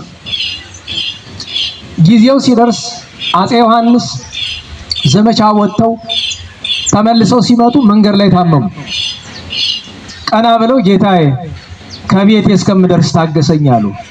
ከቤተ መንግስታቸው መጡ። እድሜያቸውን ሁሉ በምናኔ ነው የቆዩ። ከዚያ ጥቂት ጊዜ ጠዳ አካባቢ በጾም በጸሎት ቆዩና ወደ ቤተ መንግስት ተመልሰው ነፍሳቸው ከስጋቸው ከመለየቱ በፊት ኑዛዜ ተናገሩ። ኢያሱ እንዲነግስ ለምን ስራ ሰርተውበታል። እንዴት አረፈዳችሁ? ስራ ሰርተውበታል። እሺ አሉ። አዲያም ሰገድ ተብለው አፄ ኢያሱ በ1674 ዓመተ ምህረት አባታቸው ሐምሌ 15 አርፈው ከጥቂት ቀናት በኋላ እሳቸው ነገሱ። አሁን ልብ በሉ። በዜና መዋዕላቸው ውስጥ የምናገኛቸው ታሪኮች አሉ። በገድላቸው ውስጥ የምናገኘው ታሪክ አለ። አሁን አዲያም ሰገድ ኢያሱን ጥቂት ማንነታቸውን እናውሳና ይህን ደብር ለምን እንደሰሩት እዚህ ደብር ምን እንዳደረጉ እንመጣለን። አዲያም ሰገድ አፄ ኢያሱ ከነገሱ በኋላ ትልቁ ስራቸው የሚባለው በዋነኝነት የሚዘከርላቸው የመጀመሪያው ትልቁ ነገር በኢትዮጵያ ነገስታት ታሪክ ውስጥ ግማሽ ሊባሉ የሚችሉ ነገስታት ከአንድ በላይ ሚስት ያገቡ ነበር። ብንደብቀው ዋጋ የለው። አንዳንዶቹ ዘር ለመተካት ነው። እገሌ አልላችሁም፣ ግን ከተለያዩ ሚስቶች ለምሳሌ 32 ልጆች የወለዱ አሉ። አንድ ንጉስ ደግ ናቸው፣ መልካም ናቸው። በዚህ ግን አይመሰገኑ። በነገራችን ላይ አንዱ ነው ተወቁ። አንነቅፋቸው፣ ግን ደግሞ በዚህኛው ግብራቸው አናመሰግናቸው። አዲያም ሰገድ አፄ ኢያሱ ሁለተኛዋን ያገቡት የመጀመሪያዋ ስትሞት ነው። ወለተ ጽዮን ስትሞት ነው ማርያማዊትን ያገቡት። የመጀመሪያው ትልቁ ነገራቸው ምንድነው? በስርዓተ ተክሊል ከሐማሴን የደጋጎቹ ዘር ከሆነች አንዲት ወለተ ጽዮን የምትባል ሴት አመተው ስርዓተ ተክሊል ተደርሶላቸው። ታዲያ ስርዓተ ተክሊል ሲደረስላቸው የት ነበረ ትለኝ እንደሆነ እዚህ ስፍራ እልሃለሁ። አድራሾቹ ማን ነበሩ? እና አለቃ ዘወልድ ወይም ቄስ አፄ ዘወልድ፣ የመጀመሪያው የአደባባይ ተክለ ሃይማኖት አለቃ ቄስ አፄ ዘወልድ፣ ሊቅ መናኝ፣ በታሪክ ትሩፈ ምግባር ተብሎ የሚጠሩ የተረፈላቸው መምህር የነበሩ ተክሊላስ። ይሄ ነው የመጀመሪያው ነገር። ቀላል ነገር እንዳታረጉት። በአንድ ሴት መወሰን ለምን? አገሩ ሁሉ በእጃቸው ነው። አንድ ንጉስ በአንድ ሚስት ከመወሰን ላይ ቅድስና የለም። እውነት ነው። ከዚያ ቀጥሎ ሁለተኛ ስራቸው ምንድነው? የነገስታት ልጆችን ዘሮችን በሙሉ ሰብስበው መጥተው ይኸውላችሁ እኔ እናንተ ታስራችሁ እንድትኖሩ አልፈልግም፣ ይሄው ሹመት ሽልማት ብሎ አገረ ገዥነት ሰጥተው አሰናበቷቸው። መንግስትን ከልጅ ልጅ አውጣ ብሏል። በጎንደር ታሪክ 3 ልጆቻቸው የነገሱላቸው ንጉሳቸው የልጅ ልጅ አይደለም ልጅ ተክለ ሃይማኖት ምንም የተረገመ ቢሆንም ጻድቁን አይደለም ንጉሱ ተክለ ሃይማኖት የእሳቸው ልጅ ነው። ዳዊት የእሳቸው ልጅ ነው። በካፋ የእሳቸው ልጅ ነው። ይሄ ሁለተኛው ስራ ነው። ለምን?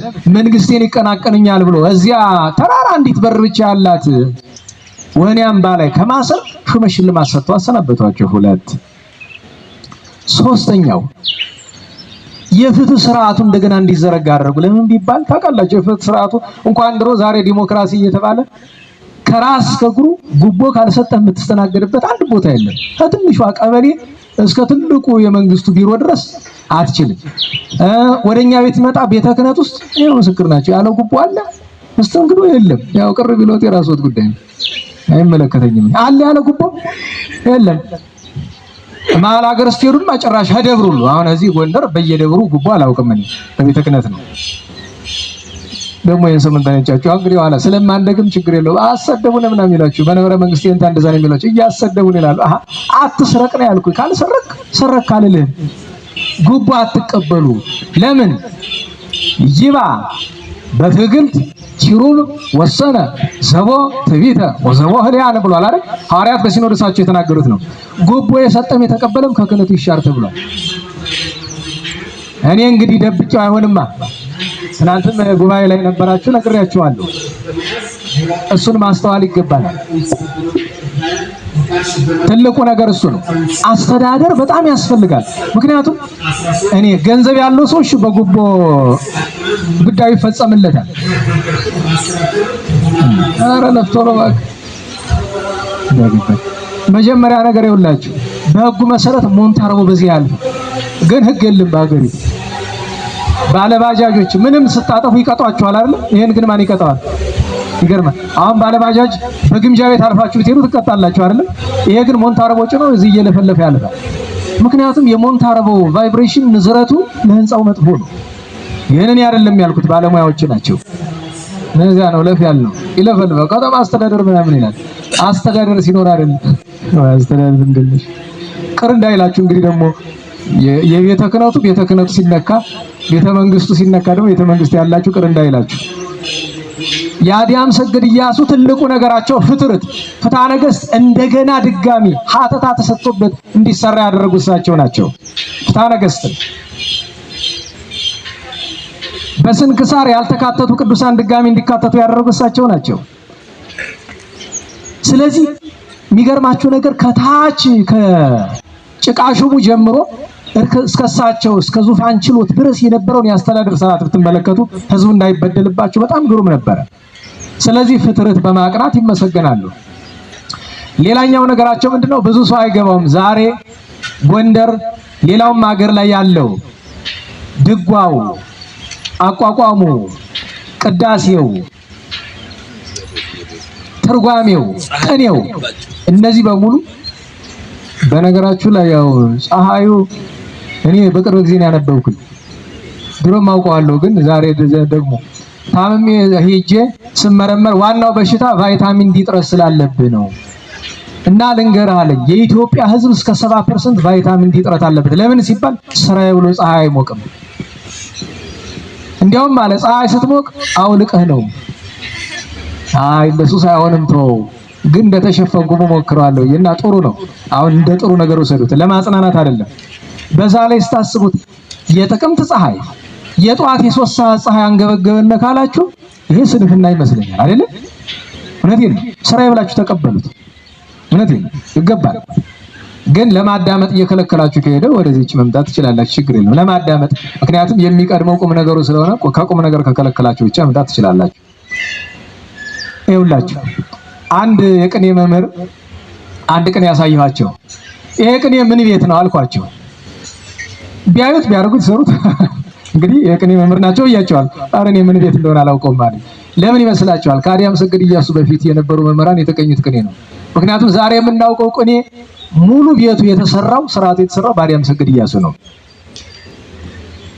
የድሮ አቋቋምና የዛሬ አቋቋም ለየት ያለ ነው። ለምን? ዛሬ የምናውቀውን አቋቋም ያሰሩት አዲያም ሰገድ ኢያሱ ናቸው። ድሮ ትርጓሜ ግዝ በግዝ ብቻ ነው። ዛሬ አንድም እየተባለ በ13 ጎዳና የሚተረጎመውን እኮ ያን 13 ጎዳና እንዲቀና ያደረጉት አዲያም ሰገድ ኢያሱ ናቸው። ድጓ ጠፍቶ ኑሮ በተለይ ዜማው ጠፍቶ ኑሮ እንደገና ምልክቱ እንዲሰራ ያደረጉት ምልክቱን የሰሩት እጨጌ ቃላዋዲ ይባላሉ። እጨጌ ቃላዋዲ ማለት በአዲያም ሰገድ ኢያሱ ዘመን የነበሩ ናቸው። ድጓ እንደገና ምልክቱ የተሰራ በሳቸው ዘመን እሳቸው ናቸው እንዲሰራ ያደረጉት። ቅዳሴ በነገራችሁ ላይ ሰለልኩላ ቅዳሴ መሰረቱ ጎንደር ነው ብለን እዚህ በፊት ነግሬያቸዋለሁ። ሰለልኩላ ቅዳሴን የቅዳሴ መምህራንን ሰብስበው ያሰሩት ያሬድን ወዝ ሳይለቅ አዲያም ሰገድ ኢያሱ ናቸው። ከዚያ ከጎንደር ማን ይዘውት ሄዱ? አቡነ መልክዓ ክርስቶስ ሰለልኩላ ሚካኤል ወሎ ወስደው ወንበር ተከሉበትና ዛሬ ምስክሩ እዚያ ሆነ። ለዚያ ነው የጎንደር ዜማ ደብረ አባይ አይደለም ሰለልኩላ ነው የሚባል። ጎንደር የዜማ አለ የራሱ አለው። በነገራችሁ ላይ ጎንደር አቋቋሙ የራሱ፣ ድጓው ጠፍቶ ነው እንጂ የራሱ፣ ቅኔው የራሱ፣ ሁሉ ነገር የራሱ ነው። ከጎንደር ነው ተቀድቶ ወደ መላው ኢትዮጵያ የፈሰሰ።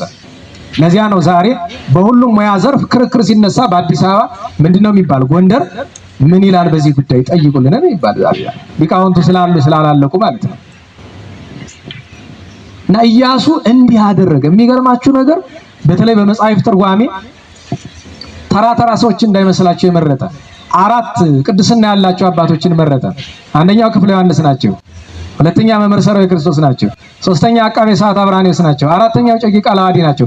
እጨጌ ቃላዋዲ በእጨጌነት ቆይተው በፖለቲካ ግርግር ምክንያት ተሽረው ወደ በዓታቸው ገቡ። አዲያም ሰግድ ኢያሱ የደብረ ሊባኖስ መነኮሳትን ሰብስበው ማንን ልሹምላችሁ ብለው ሲሏቸው ቃለ ዓዋዲን አሉ። መልእክተኛ ሲላክ በጸጋ አውቀው ጌታ የጻድቁ ተክለ ሃይማኖት አምላክ የምትወደኝ ከሆነ አሁኑኑ ግደለኝ እኔ ሹመት አልፈልግም ብለው አሉ። ቢደርሱ ነፍሳቸው ከስጋቸው ተለይታ አገኟቸው ይባላል። እኒህ ናቸው የድጓውን ምልክት የሰሩት። እንደገና ብሉይን ያቀኑት እሳቸው ናቸው። አንድምታ ትርጓሜው የኔታ አብራኒዎስ ማለት በደንጊያ ላይ ተጭነው አቃቤ ሰዓት አብራኒዎስ በደንጊያ ተጭነው በብቃት የሚንቀሳቀሱ ናቸው። በደመና አይደለም፣ በደመና ከመጫን በላይ ደንጊያ በደንጊያ ላይ ተቀምጠው እንደ ደመና የሚጓዙበት የነበሩ ናቸው። ክፍለ ዮሐንስ ናቸው። ባለ የዛሬ 2 ዓመት ደብረ ብርሃን ላይ ነግሬያቸዋለሁ ክፍለ ዮሐንስ ማን እንደሆነ። ለሁሉም ንጉሱ እነዚህ ነገሮችን አደረገ። ከዚያ ውጪ ባለው ጎንደር ከተማን ለማሻሻል ከውስጥ ይሄ ወሸባ ቤቱን በዚህ ባዶ የምትመለከቱትና ዋናውን ቤተ መንግስት ያ ትልቁን ከአፄ ፋሲል ቀጥሎ ያለውን ትልቁን ቤተ መንግስት እና ከመካከል ያለው ትልቁ እዚህ ግቢ ካሉት አብያተ መንግስታት ትልቁ የፈረሰው የኢያሱ ነው ይባላል። የለም ሜዳ ላይ ትንሽ ደንጊያ ብቻ ነው የቀረለት እንጂ ሙሉ በሙሉ ጠላት አፍርሶታል። እንዴት ዋላችሁ? እንግዲህ ይሄን ሁሉ ያልኩበት ምክንያት ጥቅምት 5 ቀን በቀደም የአዲያም ሰገድ አፄ ኢያሱ ሰማዕትነታቸው ስለሆነ በሁለት ስፍራ በደብረ ብርሃንና በዚህ ስፍራ ማህሌት ስለሚቆምላቸው መልካቸው በመልክ ስለሚመሰገኑ እርሳቸውን ሳያወሱ ደብሩን ማውሳት ስለማይቻል ነው። ታዲያ አቡነ ተክለ ሃይማኖት ቤተክርስቲያንን ለምንድን ነው የሰሩት ነው ጥያቄው። ታውቃላችሁ አዲያም ሰገድ ኢያሱ ወደ 13 ያክል አድባራትን ሰርተዋል። ከነዚህ መካከል ግማሾቹ አዳዲስ ናቸው፣ ግማሾቹ ደግሞ ፈርሰው ኖሮ እንደገና ለምሳሌ ክብራን ገብርኤልን እንደገና ሰርተውት ነው እንጂ ዛሬ ነበረ። ሌሎቹም እንደዚሁ ነበሩ። ለምሳሌ ጋሾላን ጥንት ነበረ፣ ድጋሚ ነው የሰሩት። አዳዲስ ከሰሯቸው መካከል አታውቁት ይሆናል እንጂ ደቋ ኪዳነ ምሕረትን ታውቃላችሁ? ዳባት ደቋ ኪዳነ ምሕረት አዎ እሷ የኢያሱ ናት። ከዚያ እንደገና ደግሞ ጎረንኮን የሚያውቃሉ? ጎረንኮ ማርያም በጣም ዛሬ ድረስ በጣም ለአይን የሚያሳሳ ቅርስ ያላት ናት። እንደውም አንድ ሰው መጥቶ ከዛ ኧረ እባክህ እንሂድ አለኝ። ለምን ብዬ ስለው ከዛ እንኑር እስቲ እንደው ለምን ቅርሱ እየጠፋ ሰው የለም እና እንደው አንተ ታሪክ ስለምትል ከዛም አትኑር ዝም ብለህ ያው መቃብሬት አንተ ሰውዬ ጤናም የለም ብዬ ጥሩ ነበረ። ቢሆንማ ጎረንኮ ማርያም የኢያሱ እመቤት እዚያ ነው ያለ። ከዚህ ሁሉ የሚቀድመው ግን ከደብረ ብርሃን ስላሴም የሚቀድመው በአንዳንድ ታሪክ ደብረ ብርሃንን አስቀድሞ ሰሩታል። አይ ውሸት ምን ያደርጋል? መጀመሪያ የተሰራ ምዕራፈ ቅዱሳን አደባባይ ተክለ ሃይማኖት ነው። የሚገርማችሁ ምዕራፈ ቅዱሳን አደባባይ ተክለ ሃይማኖት ደብረ ብርሃንን በ9 ዓመት ይቀድመዋል። ይህን ማወቅ ያስፈልጋል። ንጉሱ እንደነገሱ የመጀመሪያ የንግስና በረከታቸውን ምስጋና ያቀረቡት እዚህ ነው። አደባባይ ተክለ ሃይማኖት መጥተው ነው ነሐሴ 24 ቀን ሐምሌ መጨረሻ ነግሰው ነሐሴ 24 ቀን እዚህ ተክለ ሃይማኖትን አንግሰው አክብረው በረከት ተቀብለው ሊቃውንትን ሰበሰቡና የዚያን ቀን ውይይት ተደረገ። ውይይቱ ምንድነው? የጎንደር ሰው በትክክል እንደተጻፈው ክርስትና እየኖረ ነው ወይስ እያጠፋ ነው የሚል። አንዳንዱ ታሪክ ሲተረክ በቃሌ ስናገረው ለከንቱ እንዳይመስላችሁ ከዜና መዋዕላቸው ላይ ላንብብላችሁ። አላላች ሰማችኋል አይደል? በነገሱበት ዓመት የአቡነ ተክለ ሃይማኖትን በዓል አክብረው ልብ በሉ። ከዚያ የዛኑ ቀን ከሰዓት ጉባኤ ተደርጎ በማግስቱ የተነገረ አዋጅ ስላለ እሱን ማወቅና ማስተዋል ስላለብን ላነብላችሁ እወዳለሁ። እንግዲህ የነገስታቱ ዜና መዋዕል የተጻፈው በግዕዝ ነው። ግዕዙን አንብቤ በአማርኛ ተረጉምላችኋለሁ። እንግዲህ በነገሱበት ዓመት ወዲያው ነገሱ ካለን በኋላ ወአመስራ ወረቡኡ ለነሐሴ ነሐሴ 24 ቀን ገብረ በዓለ አቡነ ተክለ ሃይማኖት አለ። የአባታችን የተክለ ሃይማኖትን በዓል አከበረ። ውስተ ቤተ መቅደስ ዘሐነጻ ራሱ ከሰራት ቤተ መቅደስ እዚች ላይ አከበረ አለ። ከመዘከርነ ቅድመ አስቀድሞ እንደሰራት ታሪኩ ስለተናገረ አስቀድመን እንደተናገርነም ወበሳኒታሁ አንገረ ንጉስ አዋጀ አለ። ይሄ ነው እንግዲህ ታሪኩ። የዚያኑ ቀን ከሰዓት ሊቃውንትን ሰብስቦ ዋናው የስብሰባ አጀንዳ ምንድን ነው? የጎንደር ክርስቲያን ሰው በሞተ ጊዜ ፊቱን እየነጨ ጥቁር እየለበሰ ከክርስትና ወጥቷል። ሊቃውንት ይሄ ነገር ስርዓት ነው አላቸው። አረ የለም ሰው በሞተ ጊዜ ባለፈው እንዳተሾመ ያደረግነው ይሄ ነው፣ የኢያሱ አዋጅ ነው። ከዚህ የታወጀ ቅድም ብያቸዋል። አደባባይ የተባለ የሃይማኖት አዋጅ ስለሚነገርበት ነው። በነገራችን ላይ አደባባይ ተክለ ሃይማኖት የተባለ የሃይማኖት አዋጅ የሚነገርበት አደባባይ ነበር። የተክለ ሃይማኖት ምን ተናገርን አይደል? አደባባይ ምዕራፈ ቅዱሳንን በኋላ ልናመጣው ነው። ውይይት ከተደረገ አዋጁ ምንድነው የሚለው? ከመይልበስ መኑሂ እሚይዝየ ከዛሬ ጀምሮ አለ የአዲያም ሰገድ አፄ ኢያሱ አዋጃቸው ከዛሬ ጀምሮ ማንኛውም ክርስቲያን እሚይዝየ ከመይልበስ መኑሂ ልብሰ ሐዘን ዘውቱ ከል ማንኛውም ክርስቲያን ጥቁር እንዳይለብስ በሐዘን ጊዜ። አስበው እንግዲህ ይሄንን አዋጅ ጥሰን አይደለ ዛሬ ጎንደሬ ሁሉ ጥቁር ለብሶ የሚውል ነው እኮ ይኸውልህ። ኋላ ምን አለ? እመኒ ሞተ አብሁ ወመኒ ሞተት እሙ አባት እናቱ እንኳን ቢሞትበት ብሏል። ይሄ አዋጅ የተነገረ እዚህ ነው። የሚገባን ከሆነ ብዬ ይሄንን ካልነ በኋላ ደብሩን የሰሩበት ምክንያት ምንድነው?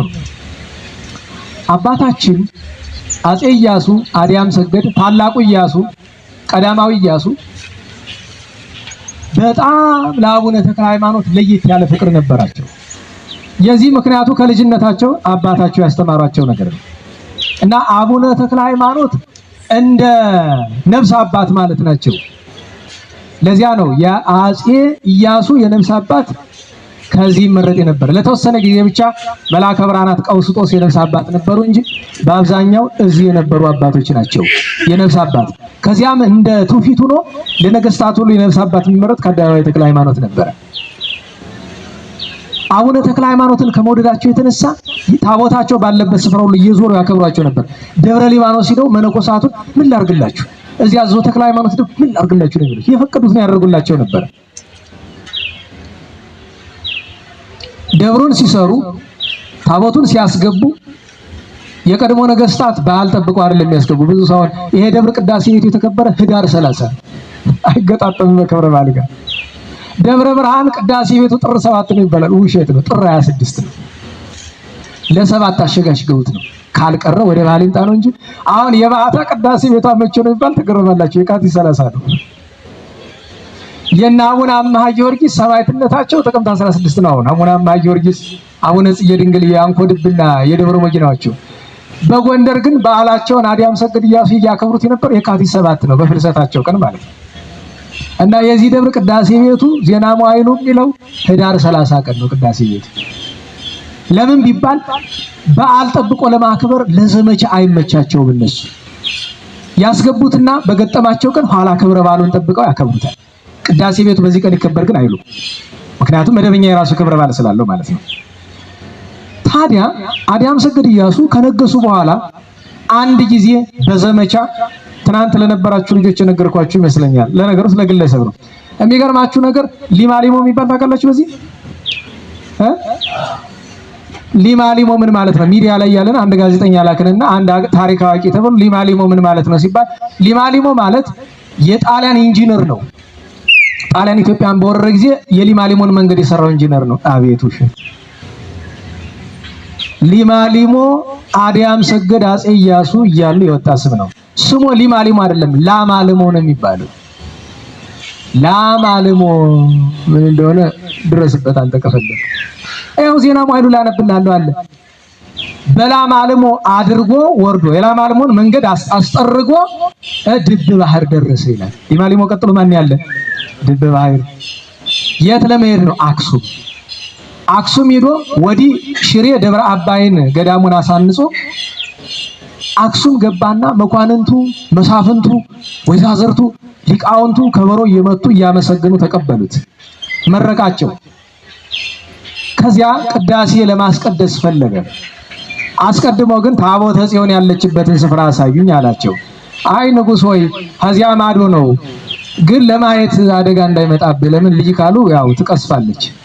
ዛሬም ድረስ እንደዚያ ናት። አይ እሱን ግድ የለም ለእግዚአብሔር ቸርነት ተውት፣ ብቻ ስፍራውን አሳዩኝ አለ። አሳዩት። 7 ባሕታውያን ሄዱና ተሸክመው አመጧት። ይኸውላችሁ ታቦተ ጽዮን 7 ቁልፍ ነው ያላት።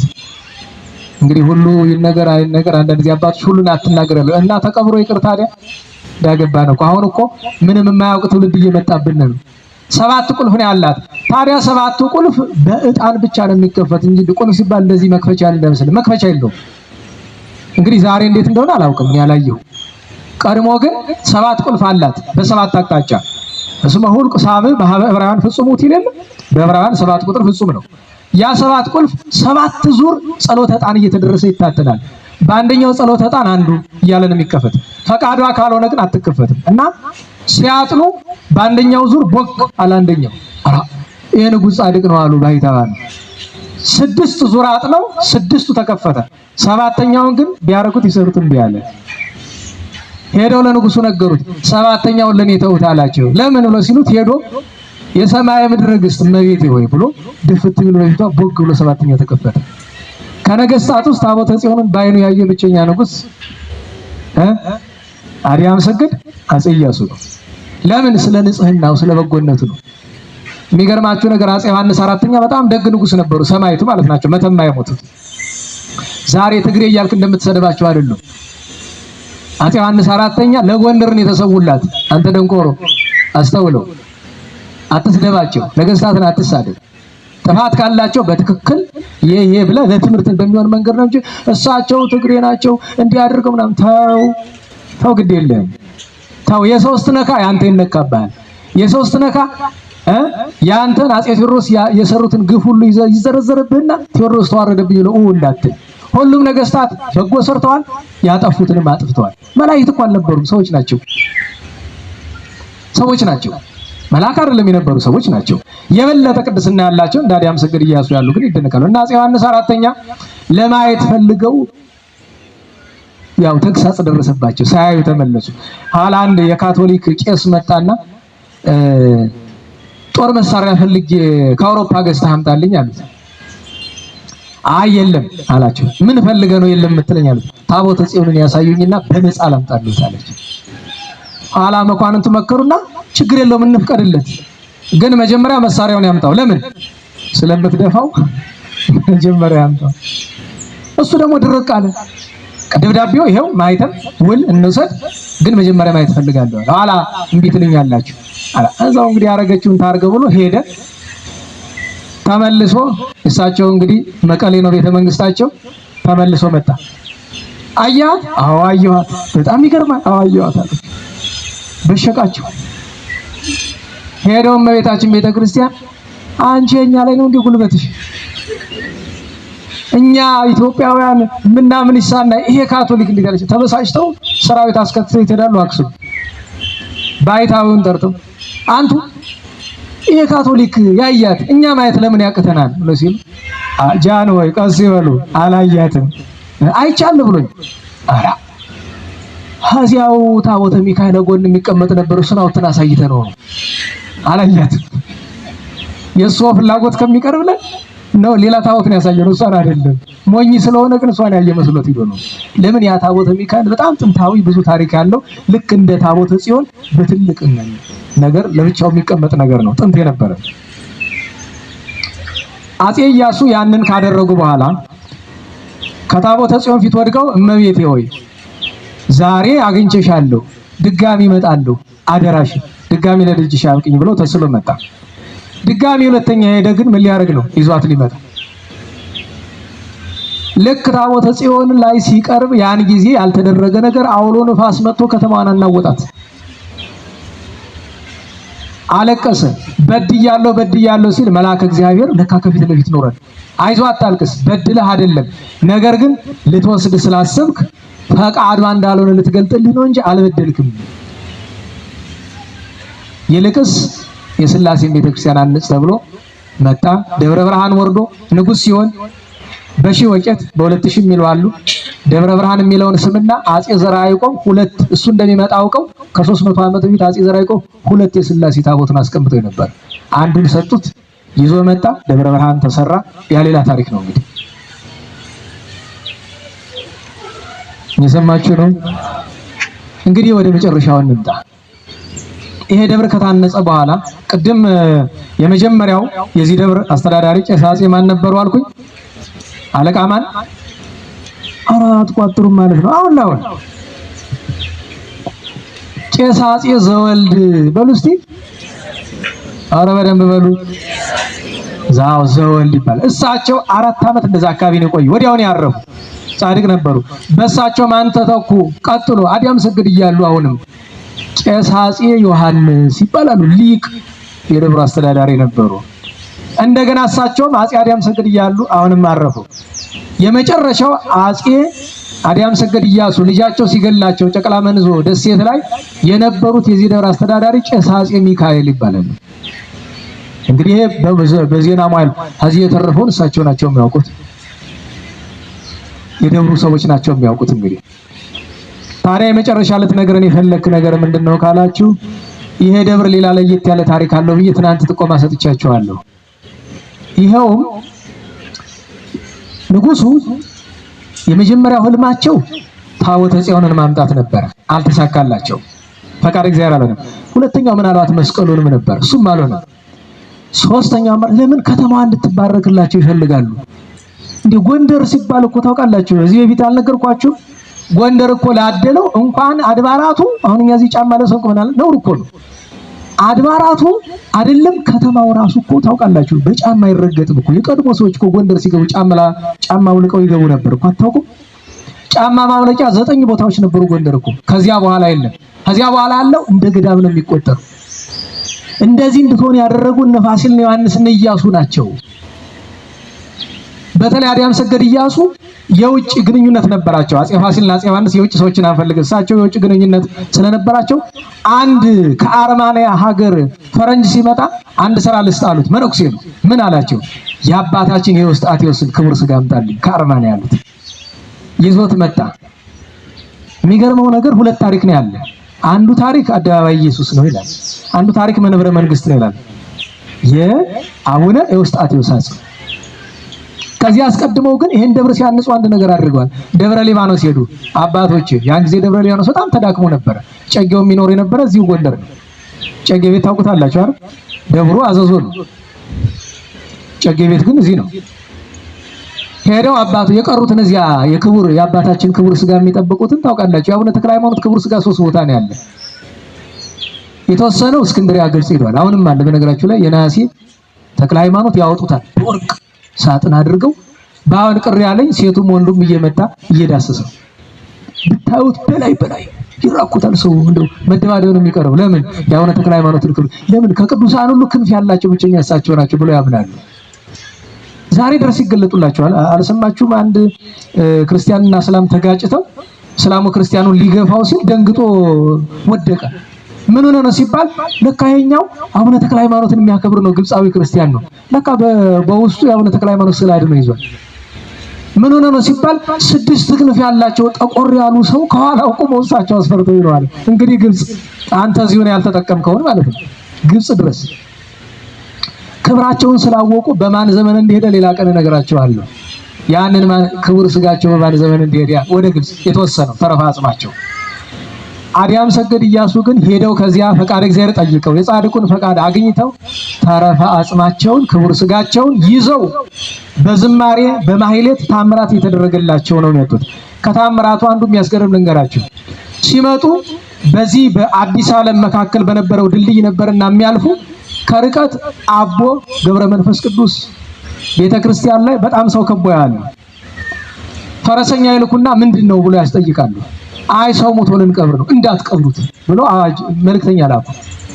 ሐዘንተኞቹ ግራ ገባቸው። ምን በደልነ ብለው ኢያሱ ዛሬ ምን አደረግናቸው ጃን ሆይ ብለው አላ መኳንንቱ ጌታችን በምን ምክንያት ነው ብሎ አሉ። አይ የያዝኩት ክቡር አጽም ከተማው ሲገባ በከንቱ አይገባም፣ ስራ ሰርቶ መግባት አለበት ብለዋል። እንዴት? እሱን ማለት ታዩ ነው። ደረሱ። በሉ መግነዙን ፍቱ አሉ። ተፈታ። ያንን ስጋ ወስደው ቁጭ ቢያደርጉበት አፈፍ ብሎ ብድግ አመጣው የታስቀመጡት ከዚህ አዳዊት የጎንደር ትልቁ ክብራ እኮ የጻድቁ በረከት ነው። እንግዲህ ከዚህ በላይ ምስጢር እንዳንሄድ የት አለ የሚለውን እንተው። እዚህ ግቢ ውስጥ የሚለው ይበቃል። እናዋላችሁ ልጅ እያለሁ ይሄንን ስለማውቅ እዚህ ግቢ መጥቼ ዞረው ነበር። ዞር ነበር። የት ነው አልኩ። ለምን መጀመሪያ የነበረበትን ስፍራ ጥቂት ተረድቻለሁ። አሁን ግን መጀመሪያ ከነበረበት ስፍራ አይደለም ያለ እሳቸውና ጥቂት ካህናት በሚያውቁበት ስፍራ ነው ያለውና ይሄ ክቡር ነው። ደብረ ሊባኖስ ማለት ይሄ ነው።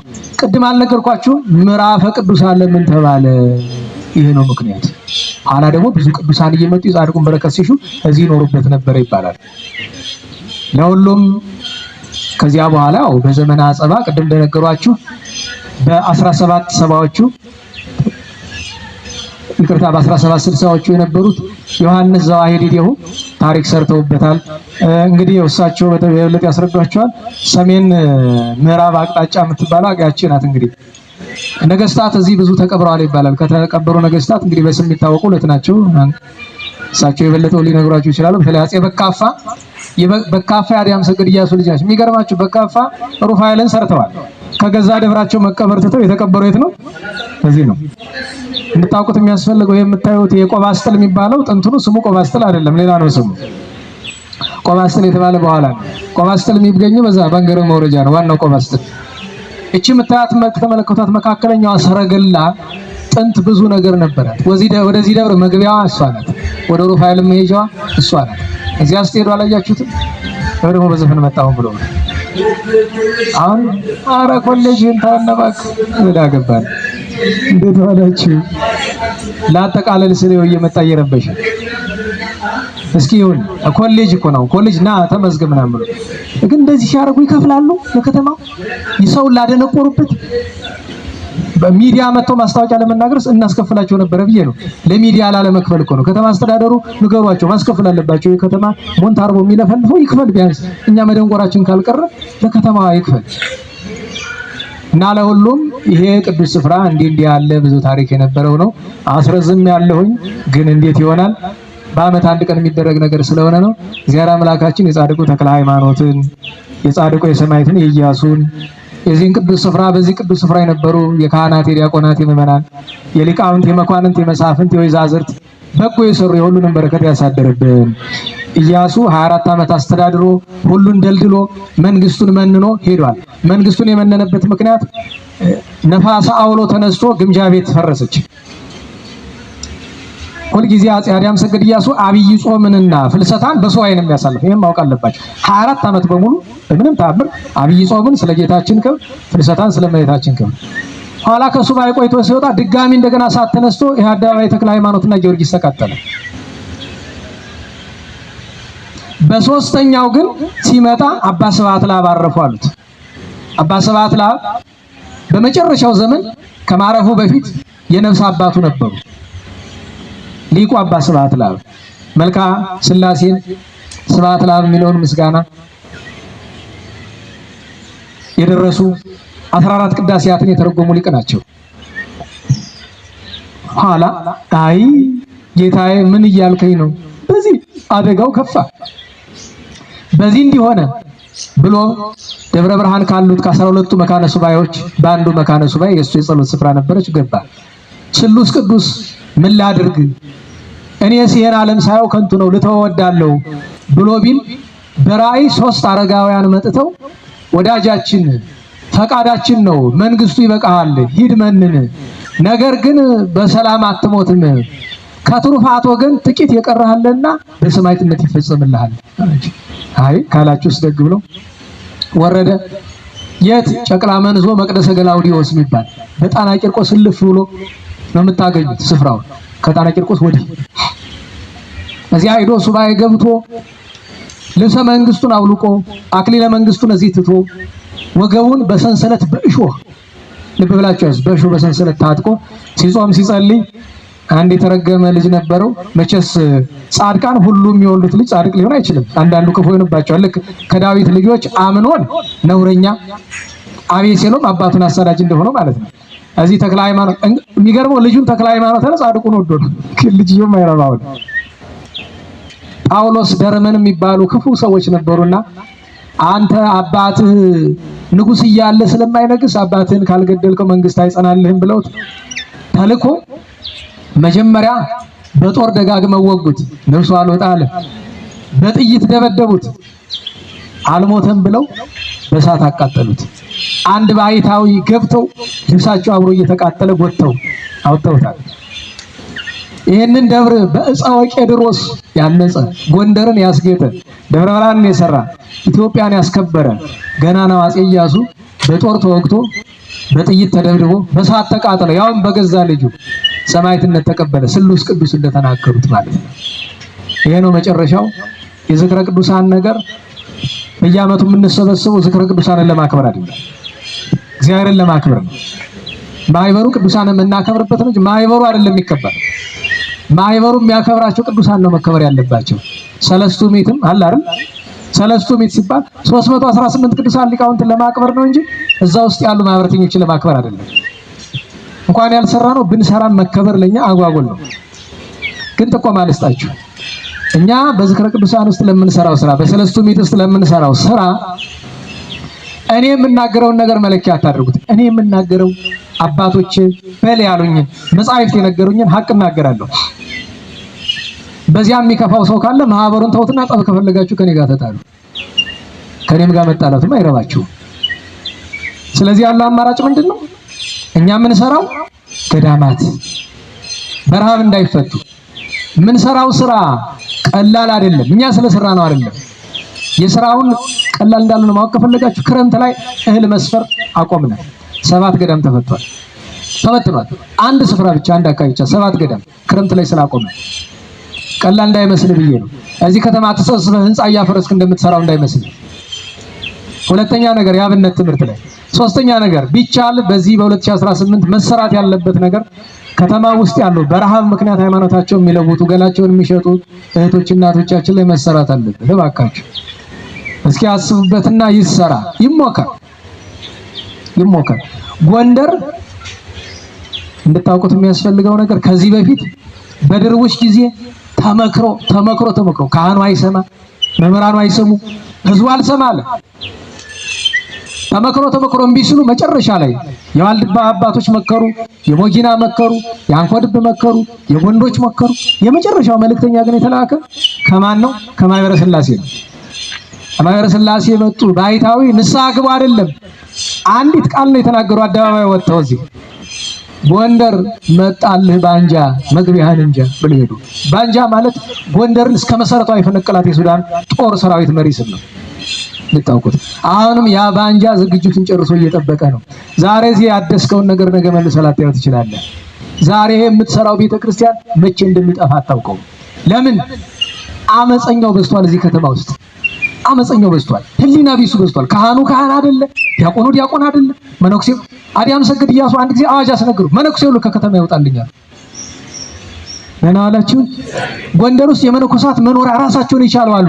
የታጠሩ ከህዝቡ ጋር እንዳይቀላቀሉ የሚያደርግ ከቤተ መንግስት ሲገቡ፣ አሁን ለምሳሌ በዚህ ተስካሮ በር አለ፣ በዚህ አደናገር አለ፣ እልፍ ብሎ ኳሊበር አለ፣ እልፍ ብሎ ይሄ እምቢልታ የሚነፉት የሚገቡበት በር አለ። ከዚህ አልፍ ብሎ በነገራችሁ ላይ ይሄ የአዛዥ ጠቋሪ ርስት ነው እንድታውቁት። ደግሞ ታሪክ ይሄ የአዛዥ ጥቁሬ አዛዥ ጠቋሪ ልካል የሱ ርስት ነው። እሱ ነው ርስቱን ሰጥቶ እዚህ ላይ ተሰራ። ግን አዛዥ ጠቋሪ በሩ የሚገባ በዚህ አይደለም፣ በታች ነው የሚገባ። የጠቋሪ በሩ በታች ነው ያለው። እንዴት ዋላችሁ? የሚገርማችሁ በጀርባ ስትሄዱ መስቀል አደባባይን አልፋችሁ ወደ ግምጃ ቤት ስትሄዱ በውስጥ ሸሸግ ያለች ወደ ውስጥ ያለች በር አለች አይደል? እርግብ በር ትባላለች። ርግብ በር መነኮሳት በዛች ብቻ ነው የሚገቡ።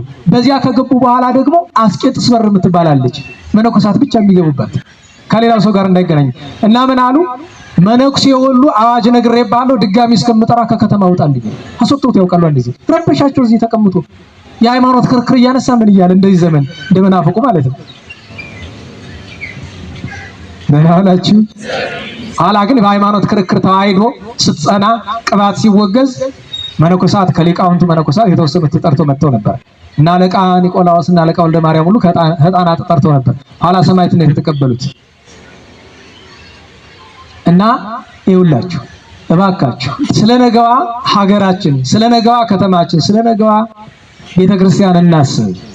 የነገዋን ቤተክርስቲያን ህንጻ በመስራት አናቆማትም። አሁን የዚህ ደብር አማራጭ ማጣት ነው። ሁለተኛ ነገር ደግሞ አሰራሩ ቅርስ ጠብቆ ነው የሚሰራ። አሁን የምነግራችሁ የመጨረሻ መልእክት ይሄ ነው። ይሄ ደብር እንዲሰራ እርሳቸውም አሉ፣ አስተዳዳሪ ናቸው።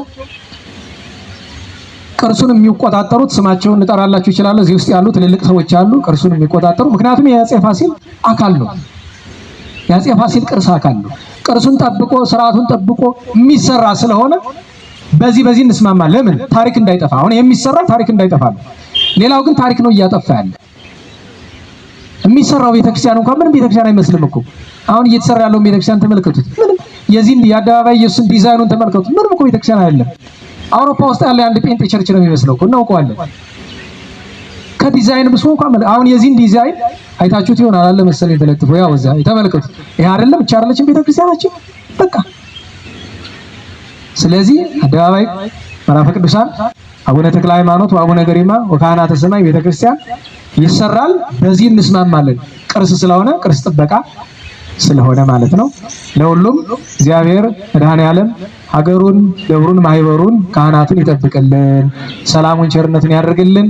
እንግዲህ በሚቀጥለው ረቡዕ ቀሪ ነገሮችን እዚያው ጉባኤ ላይ እንነጋገራለን። ለአሁን እኔ በዚህ በኩል ጨርስ ወደ የኔታ አስተላልፋለሁኝ።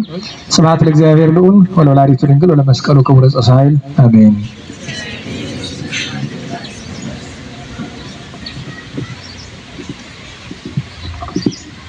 መምህራችንን ቃለ ሕይወት ያሰማልን፣ ተስፋ መንግስተ ሰማያት ያወርስልን። ለኛም የምንሰማበት አይምሮ እግዚአብሔር ሰጥቶን ለበረከት እንድንበቃ ያደርግልን። ያው ከዚህ ቀደም ኋላ እንዳረሳውየ ነው። በመጨረሻ ላይ እንገባና ወደ ቅድስቱ ይሄ ጽድ የወደቀበት በውስጥ የተጎዳውን ያው አይተን እግረ መንገዱንም ይዘነው እንወጣለን። ሁሉንም ያው ቀረጻም ስላለ በዚሁ እኔ ያው ይሄ እንደምታዩት ንግስተ ንግስታት ዘውዲቱ በጸሎታት አስቡኝ እንዳትረሱኝ ብለው በ22 ዓመተ ምህረት የላኩት ነው። እንግዲህ እዚህ ደብሩ ለደብሩ የሚገባ ከሆነ ያው ላንበው በ1922 ዓመተ ምህረት ቀዳማዊ ምኒልክ ንግስተ ንግስታት ዘኢትዮጵያ ለአደባባይ ተክለ ሃይማኖት የተጻፈ ደብዳቤ ሞአንበሳ ዘእምነገደ ይሁዳ ስይምተ እግዚአብሔር ንግስተ ንግስታት ዘውዲቱ ዘኢትዮጵያ ወለቱ ለዳግማዊ ምኒልክ ንጉሰ ነገስት ይላል። ታያችኋል። ይድረስ ለማህበር አደባባይ ተክለ ሃይማኖት እንተ የቲ ደብረ ሊባኖስ። እንዴት ከረማችሁ? እኔ እግዚአብሔር ይመስገን ደህና ነኝ። ከዘመነ ማቴዎስ ወደ ዘመነ ማርቆስ እግዚአብሔር እንኳን በደህና ሁላችንም አሸጋገረን አደረሰን፣ ለመገናኘት አበቃን። ስለ ቤተ ክርስቲያኑ እርዳታ የላኩላችሁ ቃል አየሁት። ይኸውም 200 ብር ልኬላችኋለሁ እንድትቀበሉ ያው በጸሎታችሁ አትርሱኝ፣ እዘኑልኝ፣ ይሰውልኝ ነው የሚል ጽሁፉ ይታያል። ይሄ በዛ ሰዓት የተጻፈው ሁለተኛ ይሄ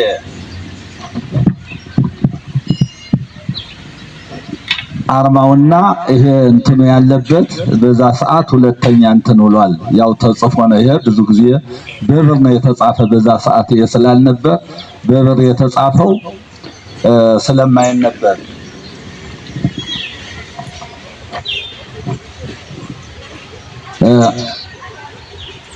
ቀደም ብሎ የነበሩት አስተዳዳሪ እጅጉ ውቤ በሚባሉ በሳቸው ዘመን ነው። ይሄም አጽፈው ያቆዩትም እሳቸው ናቸው። ይሄ ደግሞ ምን ይላል? ሞአንበሳ ዘእምነገደ ይሁዳ ግርማዊ ቀዳማዊ ኃይለ ሥላሴ ስዩም እግዚአብሔር ንጉሠ ነገሥት ዘኢትዮጵያ ድረስ ለማህበረ አደባባይ ተክለ ሃይማኖት ነው የሚል ይሄም በዚህ ሁለተኛ በተጻፈው ላነበላችሁ። እንደምን ሰንብታችኋል? እኔ እግዚአብሔር ይመስገን ደህና ነኝ። እግዚአብሔር በስጋ ከምወለዳቸው ከቃል ኪዳን እናቴ ወደ ኋላ አስቀርቶ የንጉሠ ነገሥቱን ዙፋን ወራሽነት ስላደረገ የዘውዱ በዓል ለማክበር አስቤያለሁና በንጉሠ ነገሥት የሚሰራው ስራ ሁሉ እሱ እግዚአብሔር ሰሪው ነው መሳሪያ እንዲያደርገኝ ከዛሬ ጀምሮ እስከ ዘውዱ በዓል ድረስ በጸሎት ምልጃችሁ ወደ እግዚአብሔር እንድታመለክቱልኝ አትርሱኝ እለምናችኋለሁ።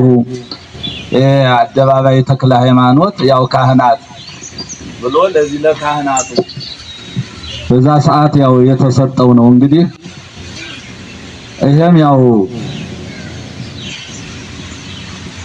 ዜና ማርቆስ በፈቃደ አብ ወልድ መንፈስ ቅዱስ ዘነበረ በመንበረ ተክለ ሃይማኖት ወልዱ ለቅዱስ ማርቆስ ገብሩ ሐዋርያሁ ለእግዚእነ ኢየሱስ ክርስቶስ ጨየው በጳጳስ ዘደብረ ሊባኖስ አባ ሳዊሮስ ዘመንግስተ ኢትዮጵያ ይድረስ ለማህበር አደባባይ ተክለ ሃይማኖት እንደምከርማቸዋል። በእናንተ ሐዘንና ጸሎት በአባታችን በአቡነ ተክለ ሃይማኖት ረዳትነት በእግዚአብሔር ቸርነት የአባታችን የአቡነ ተክለ ሃይማኖት ወንበር አስረክበው የእስክንድርያው ሊቀ ጳጳስ አቡነ ዮሐንስ መጥተው ከዚህ ካለሁበት ቦታ ላይ ከጃንሆይ መታሰቢያ የጳጳስነት ማዕረግ ተቀብያለሁ። ደስ ብሎኛል። ደስ ይበላችሁ። ሁለተኛ ስለ ቤተ ክርስቲያኑ ያው የምታስቡትን ሁሉ አውቃለሁ።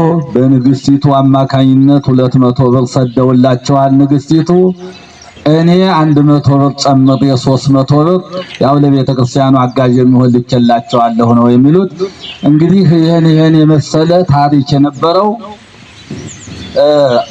ከጎንደር ለየት ያለ ታሪክም አለው የሚባልም ይሄ ነው። እንግዲህ አሁን እኛ እናንተ ታሪካቸውን የምታውቋቸው እና አፄ ምኒልክ እና ንግስተ ንግሥታት ዘውዲቱ እና አፄ ኃይለ ሥላሴ እና አፄ ዮሐንስ ይሄን ቃል የገቡበት ነው።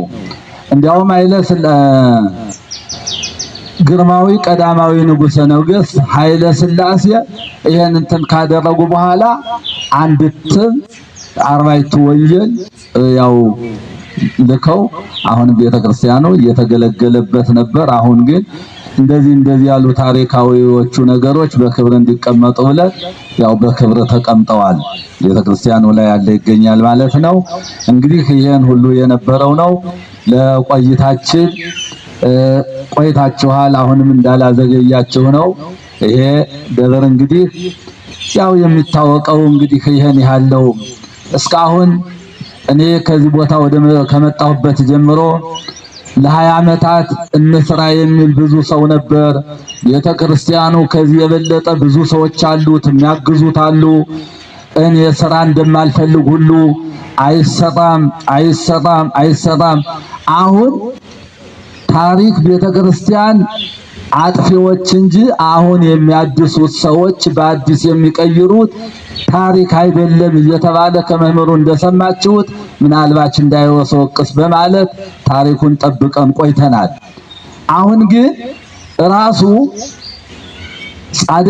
ጻድቁ ራሳቸው እንደሚሰሩ አመላከቱና ይሄ ነገር ሲመጣ ባለሙያ ማመካከር ይሄው እናንተንም እያመካከርነ ነው። ከጎንደር ዩኒቨርሲቲ የምታዩንም ሁሉ ዓለም አቀፍ በዚህ ምድር የምታዩንም ሁሉ እኛ ልናጠፋ ፈልገን ሳይሆን ታሪኩ እንዳይጠፋብን የምታዩትን በቤተ ክርስቲያኗን በሚመለከት የቤተ ክርስቲያኗን አንድም ነገር ውጤት እንዳይኖራት ከቤተ ክርስቲያኑ ወጣ ያለ እንዳይሆን ያው ከዚህ ቤተ መንግስቱ ውስጥ ያሉት ባለሙያዎች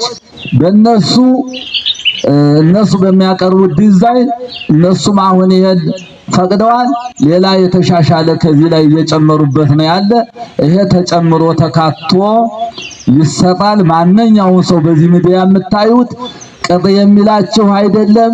የሚሰራውን በሚቀጥለው መጨረሻም የሚቀጥለውንም ፕላን አይተን በዚህ ሚዲያ እንልክላችኋለን።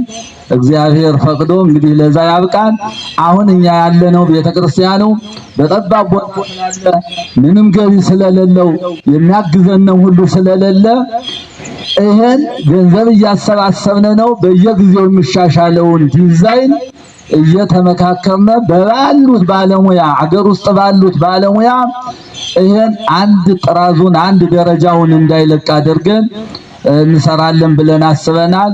ሁላችሁንም እንድታግዙን በጻድቁ ስም እንማጸናለን። ለነበረን ቆይታ እግዚአብሔር ይባርክልን፣ እግዚአብሔር ይቀድስልን። ጉባኤያችሁን ጉባኤ ነቢያት፣ ጉባኤ ሐዋርያት የባረኩ ሥላሴ የዝክረ ቅዱሳንን ጉባኤ እንዲባርኩልን እግዚአብሔር መልካም ፈቃዱ ይሁንልን። ይሄ ጉባኤ ለ10 ዓመት ያህል እንግዲህ እስካሁን ከዚህ ቤተክርስቲያን የጥንት ሌላ ታቦታት ቢኖሩ የምናከብር እነዛን በውስጥ ነው የምናከብር።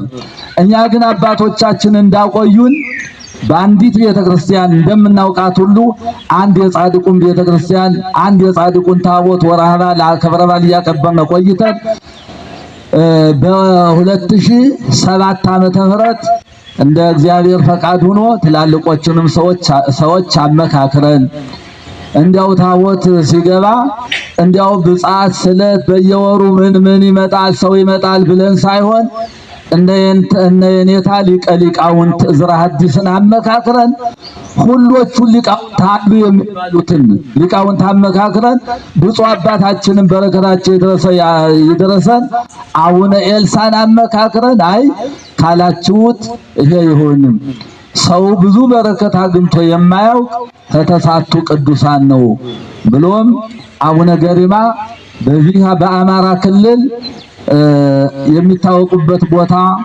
የለም። አንድ ጣና ውስጥ እዛ ባህር ዳር ውስጥ ነው ያለ የእሳቸው ገዳም። ከዛ ውጭ ግን ከጎንደር አንድ ገዳም ሊኖራቸው ይገባል ብለን ይሄን አስፈቅደን ያው 2007 ዓመተ ምህረት የጻድቁን ታቦት ከዚህ አግብተን እያከበርን እንገኛለን።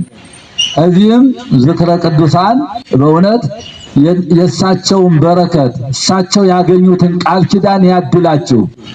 አሁን ከዓመት በላይ ነው እንግዲህ ከዓመት በላይ ይሄን በዓል ከወር እስከ ወር የአቡነ ገሪማን በዓል እያከበረልን ያለ ይሄ ማህበር ነው። በተለይ መስከረም 30 ቀን ሰኔ 17 ቀን ትላልቅ በዓላት አክብረናል የአቡነ ገሪማን። ይሄንም በዚህ በዝክረ ቅዱሳን ነው። አሁንም ማህበራችሁን ማህበረ ነቢያት ማህበረ ሐዋርያት የባረኩ ሥላሴ ሁል ጊዜ እናንተን ማህበር እየባረኩ ሁላችሁም በረከቱ አይለያችሁ፣ እግዚአብሔር ይባርክልን።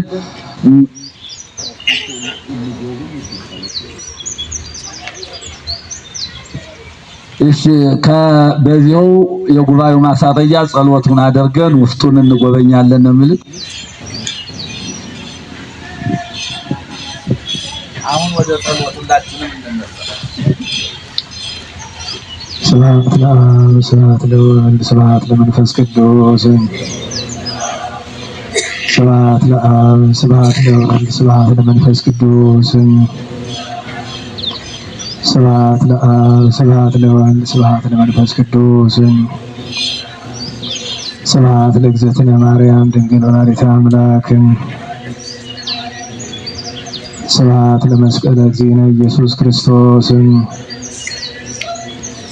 ክርስቶስ በምሕረቱ ይዘከረን በመዳግም ምጽአቱ እያስተፍረን በዘቦተ ስሙ ያንቃን ወበአምልኮቱ ያጽንዓን እግዝእትነ ማርያም አይርጊ ጸሎተነ ወአስተስሪ ኩሎ ኃጢአተነ ቅድመ መንበሩ ለእግዚእነ ለዘአብልዐነ ዘንተ ኅብስተ ወለዘአስተየነ ዘንተ ጽዋዓ ወለዘሰርዓ ለነ ሲሳየነ ወአራዘነ ወለዘተአገሠ ለነ ኩሎ ኃጢአተነ ወለዘወሀበነ ሥጋሁ ቅዱሰ ወደሞ ክቡረ ወለዘአብጽሐነ እስከ ዛቲ ሰዓት ሰላም ምሕረቱ ለአብሎቱ ስብሐት ወኩል እግዚአብሔር ልዑል ወለወላዲቱ ድንግል ወለመስቀሉ ክቡር ይትሐኮር ይትሰብሐ ስሙ ለእግዚአብሔር ወትረ በኩሉ ጊዜ በኩሉ ሰዓት ስብሐት ለአብ ወወልድ ወመንፈስ ቅዱስ ለዓለሙ ለዓለመ ዓለም። ሰላም ለኪ ዘንሰግድ ለኪ ንግሥተ አድኅኖ ማርያም መነነስተወኪ ማርያም የተመጸነች መጀያጀማዊኪ ማይበረን ድንግል ባረኪ ጸሎተ እግዝእትነ ማርያም ድንግል ወላዲተ አምላክ ታቤኑ ሲል እግዚአብሔር ስታሰይ መንዜ መምላኪ ወዳኔ ስመሪያ ማማና ማቶናው ሚዜስ ያስተበጹኒ ሁሉ ትውልድ እስመ ገብረ ሊት ኃይለ ብያተ ቅዱስ ስሙ ወሳይሉኒ ለትውልድ ለለ ይፈርዎ ግብረ ኃይለ በመዝራይቱ ወዘሮ ወለለ ያብዩኒና ለበወነስቶ ማይላን መናብርቲው ማይቤው ሁለት ነው ዝገቡ በረከቱ ለሩባን ወመና ወራቆሙ ለቡና ነው ተወክፎ ለእስራኤል ቁሪ ወዘክረ ሳይኖ ዘይገና ወላበው ይነ ለአብርሃም ወለዘሪክና ለሙባረክ ቅዱስ ለአብርሃም ለይስሐቅ ለአባ ሕርያቆስ ለቅዱስ ያሬድ የተለመነች እመቤት ለእኛም ትለመነን፣ በረድኤታ አትለየን፣ ሐሳባችን ሁሉ ታስፈጽመን። ከእመቤታችን ንጽሕተ ንጹሐን ቅድስተ ቅዱሳን በረከት ያድለን። አቡነ ዘበሰማያት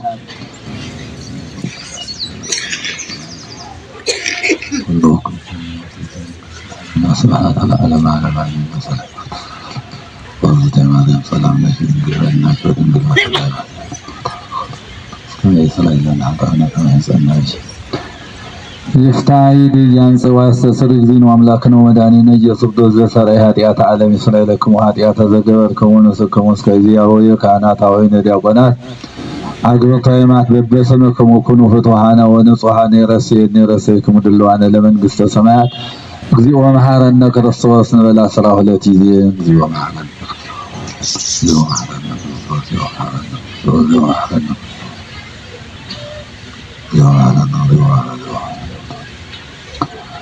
ከማሁ በእንተ እግዝእትነ ማርያም መሐረነ ክርስቶስ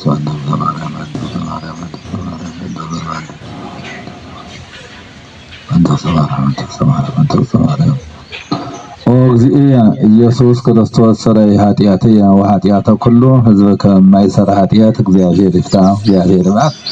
እግዚአብሔር ይባርካችሁ፣ እግዚአብሔር ይቀድስልን። ያው ከዚህ ያለው እዚህ ከእንትኑ ላይ ከምታዩት ከተሰራው ከፕላኑ ላይ እንትኑ አለ፣ አካውንት ቁጥሩ አለ። ያው ሚዲያውም ላይ ከዚህ ከያዛችሁት ሚዲያ ላይ በአሁኑ ሰዓት እንግዲህ አቅም የሌላቸው ትንሽ ከዚህ ሆኑ ነው እንጂ ሁሉ ነገር በአካውንት ነውና ያለ ማገዝ ለምትፈልጉ ወንድሞቻችን በሀገር ውስጥም ላላችሁ በሀገርም ውጭ ያላችሁ ይሄ አካውንቱ ከዚህ ላይ አለ። ያው ቪዲዮ ያዛችሁ ይሄን ውስጥ ጎብኝተን እንደወጣነ ይሄንም እንድትቀርጹለት መልእክቴን አስተላልፋለሁ። እስካሁን ለነበርንበት ቆይታ ሁሉ ለዚህ ላደረሰን ክብር ምስጋና ይግባው። እግዚአብሔር ይስጥልን። በጨርሻለሁ። እግዚአብሔር ይስጥልን። ቃለ በረከት ቃለ ሕይወት ያሰማልን። የረሳሁት ነገር አለ። ትናንት የነበራችሁ ልጆች ነግሬያችኋለሁ። በወሪቱ የተቆመ ራቀከ ቅድመ ነቢይ እግዚአብሔር ይላል። እንኳን ቤተክርስቲያን ይቅርና ወደ ካህን ሲኬድ ባዶ እጅ አይኬድም። ቀድሞ ዕጣን ጧፍ ተይዞ ነበር የሚኬድ እና በዚያ ምክንያት የቻላችሁትን ያክል ይዛችሁ ነው ብያለሁ። 10 ሳንቲም ይሁን 1 ብር ይሁን አይደለም፣ ሰው የችሎታውን ያክል ነው። ይሄን የምናደርገው ደብሩን ለማገዝ አይደለም፣ ማድረግ ግዴታችን ስለሆነ ነው። ያ ስለሆነ አንድ ሰው መጥቶ ከቤተ እግዚአብሔር ደርሶ አባቶቻችን ታውቃላችሁ፣ ቀድሞ ዘመን ቢሰጡት ቢያጡ ከአጥራቸው አንድ ደንጋይ ይዘው ይመጣሉ። ነገ ከነገ ወዲያ ስራ ቢሰራ ይጠቅም ይሆናል ብሎ ማለት ነው። የደንጋይ ስጦታ ተሸክመው በዚያውም ሲመጡ ዘይት ነግሬያቸዋለሁ። ጌታችን መስቀል ተሸክመዋል። ያንን ለማዘከር ብለው እስከዛ የሚያደርጉ አሉ። ስለዚህ ለዚህ አስባችሁት ይዛችሁት የመጣችሁት ካለ አንዳችሁ ጥላ ምናምን መዘቅዘቅ ስለማልወድ በነጠላ እህቶች አንዳችሁ ወንድሞች አንዳችሁ ሄዱ። እኛ ያመጣናት ትንሽ አለች ደግሞ እሷን ጨማምረን እናስረክባለን። ያም የሆነው እንግዲህ አይታን ከወጣን በኋላ ነው። አሁን ግን የመስጠቱን ነገር ስታልፉ ለሁለት ወንድሞች አሉ፣ ለነሱ የያዛችሁትን ለደብሩ አማሃ ይዛችሁ የመጣችሁ ካላችሁ እሱን ማድረግ ትችላላችሁ። ከዚያ ውጪ ያው የሚታየውን ነገር መግባት የምትችሉ ብቻ ናችሁ የምታዩት። ስለዚህ እሱን ይሆናል። እኛ ከዚህ በኋላ ድጋሚ በመድረኩ ላለመነጋገር እዚሁ እንጨርስ። እንዳልኳችሁ ረቡዕ ማጠቃለያውን እናደርጋለን።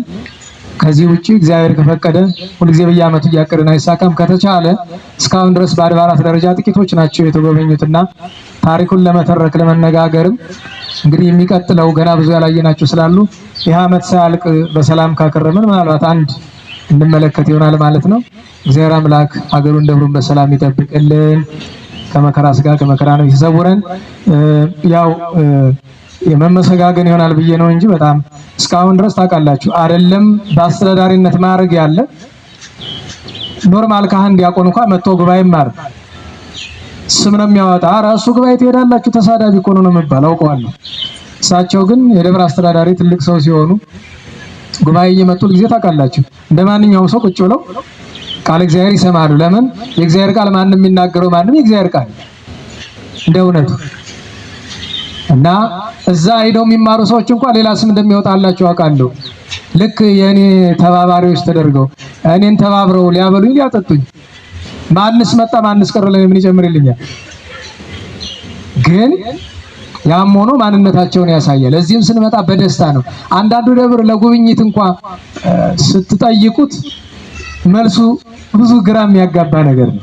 ልክ ከዛ እጄን የሌላ ጥቅም ማገኝ ይመስለዋል። አራ ግን አንዱን ተረዱ። ሰው በአገር ሲጠፋ የእንታ ተሾመ ትናንት 40 ቀን ሞላቸው። የእንታ ተሾመ ሲያርፉ ያን ያህል ያስለቀሰኝ ምክንያት የግል ጥቅም ይቀርቶብኝ አይደለም። የሚበቃኝን ያክል ተምሬያለሁ ከሳቸው መወስደው ነው ስጃለሁ የቀረኝ የለም። ከተማ ሰው እያጣች ሄዳለች። ስለ ጎንደር አሁን ላዩን የነገርኳችሁ እንጂ ወደ ውስጥ ገብተን ብንነጋገር ገነት ነበረች ከተማዋ። ገነት ይነቃ ገነት አዘግተማ ሕይወት ተብላ ልክ እንደ ኢየሩሳሌም የተዘመረላት ናት። ዋልድባ ሊመነኮስ ከሚሄዱ ሰዎች ጎንደሬውን እየመረጡ ይመልሱት ነበር።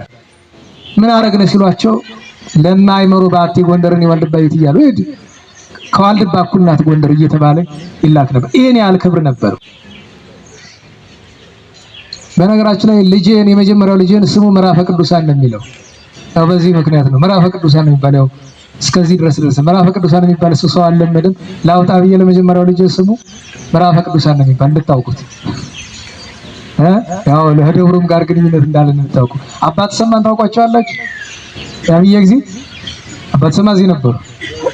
አዎ ሁል ጊዜ ምዕራፈ ቅዱሳን ካሉ አይመለሱም። ምዕራፈ ቅዱሳን ነው አፋቸው የማይለይ ነገር አዞም ነበሩ እዚህም ነበሩ፣ ግን ምዕራፈ ቅዱሳን ነው የሚሉት። በጣም ነው ደብሩን የሚወዱት፣ በጣም ነው የሚያመሰግኑት። እና እንደዚያ ነው። ለሁሉም እቺን ማንሻ ለመስጠት እርሳቸውንም እግዚአብሔር በእድሜ በጤና ያቆይልን። በእውነት ልጆቻቸውም ጥሩ ልጆች አሉ እኛ ጋር የሚያገለግሉ፣ እነርሱንም በእድሜ በጤና ጠብቆ ለአባታቸው ማዕረግ ያብቃልን። በዚሁ ይብቃን።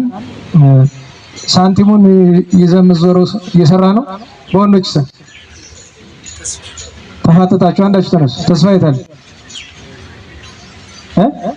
ነው? እሺ አንተ ዙርሽ እስከዛው የሚከፈት የሚታይ ነገር ካለ አዘጋጁልን። ተከፍቷል። ጥሩ። ስለዚህ እኛ እስቲ እንቅደማችሁና እኛ የተነኑታ ዋላ እናንተ ትገባላችሁ።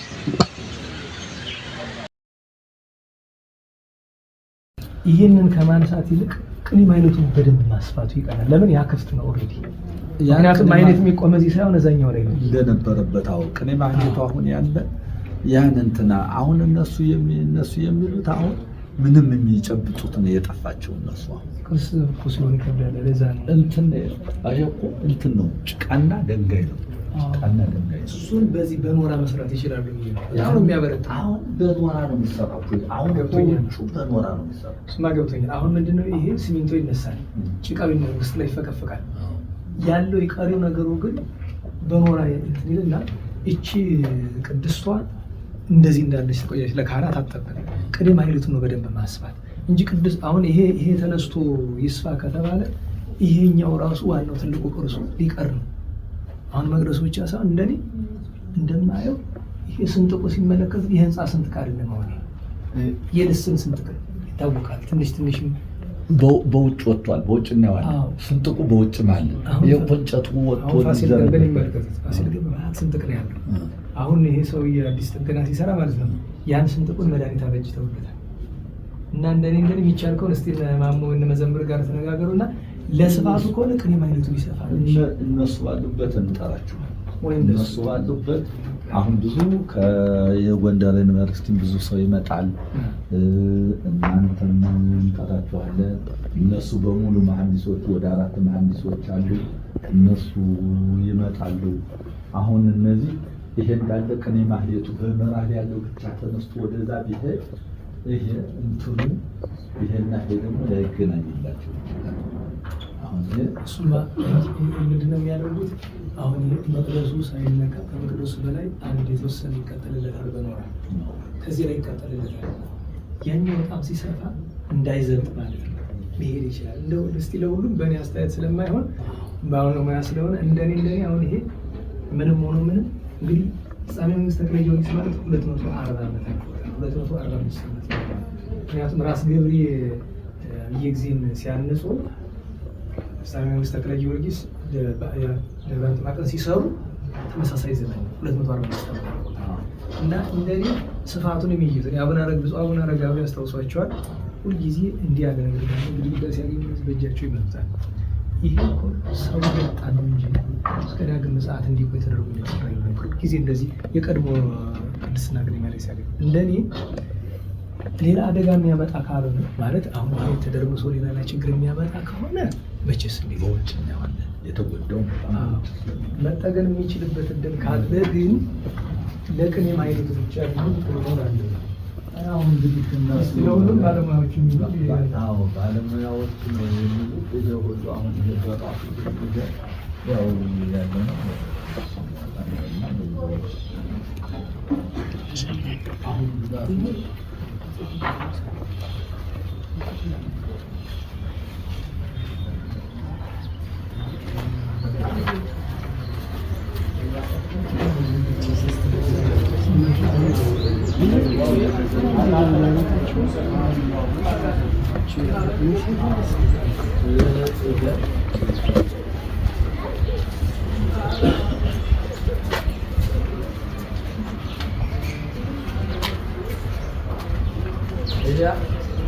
አሁን እንትን ነው ሲሚንቶ ደርሰውት ብለህ ሲሚንቶ ሁሉ እንደገና ቀለም አስቀብተነው ነው እንጂ ይሄ አሁን የለውም። እጃ ውስጥ ገብቶ እጅ አስወጣ ነበር። አሁን ይሄን እንደገና አስቆፍፈን አስገጥመንበት ነው ይሄ ያበጠው ወጥቶ ወደዚህ አሁን ይሄ አንድ ጊዜ ሲነካካ አሁን ዘርግፍ ነው የሚል አሁን እሱንማ እንግዲህ ተጎድቷል። የሙያ ጉዳይ ስለሚሆን ለባለሙያ ግን እኔ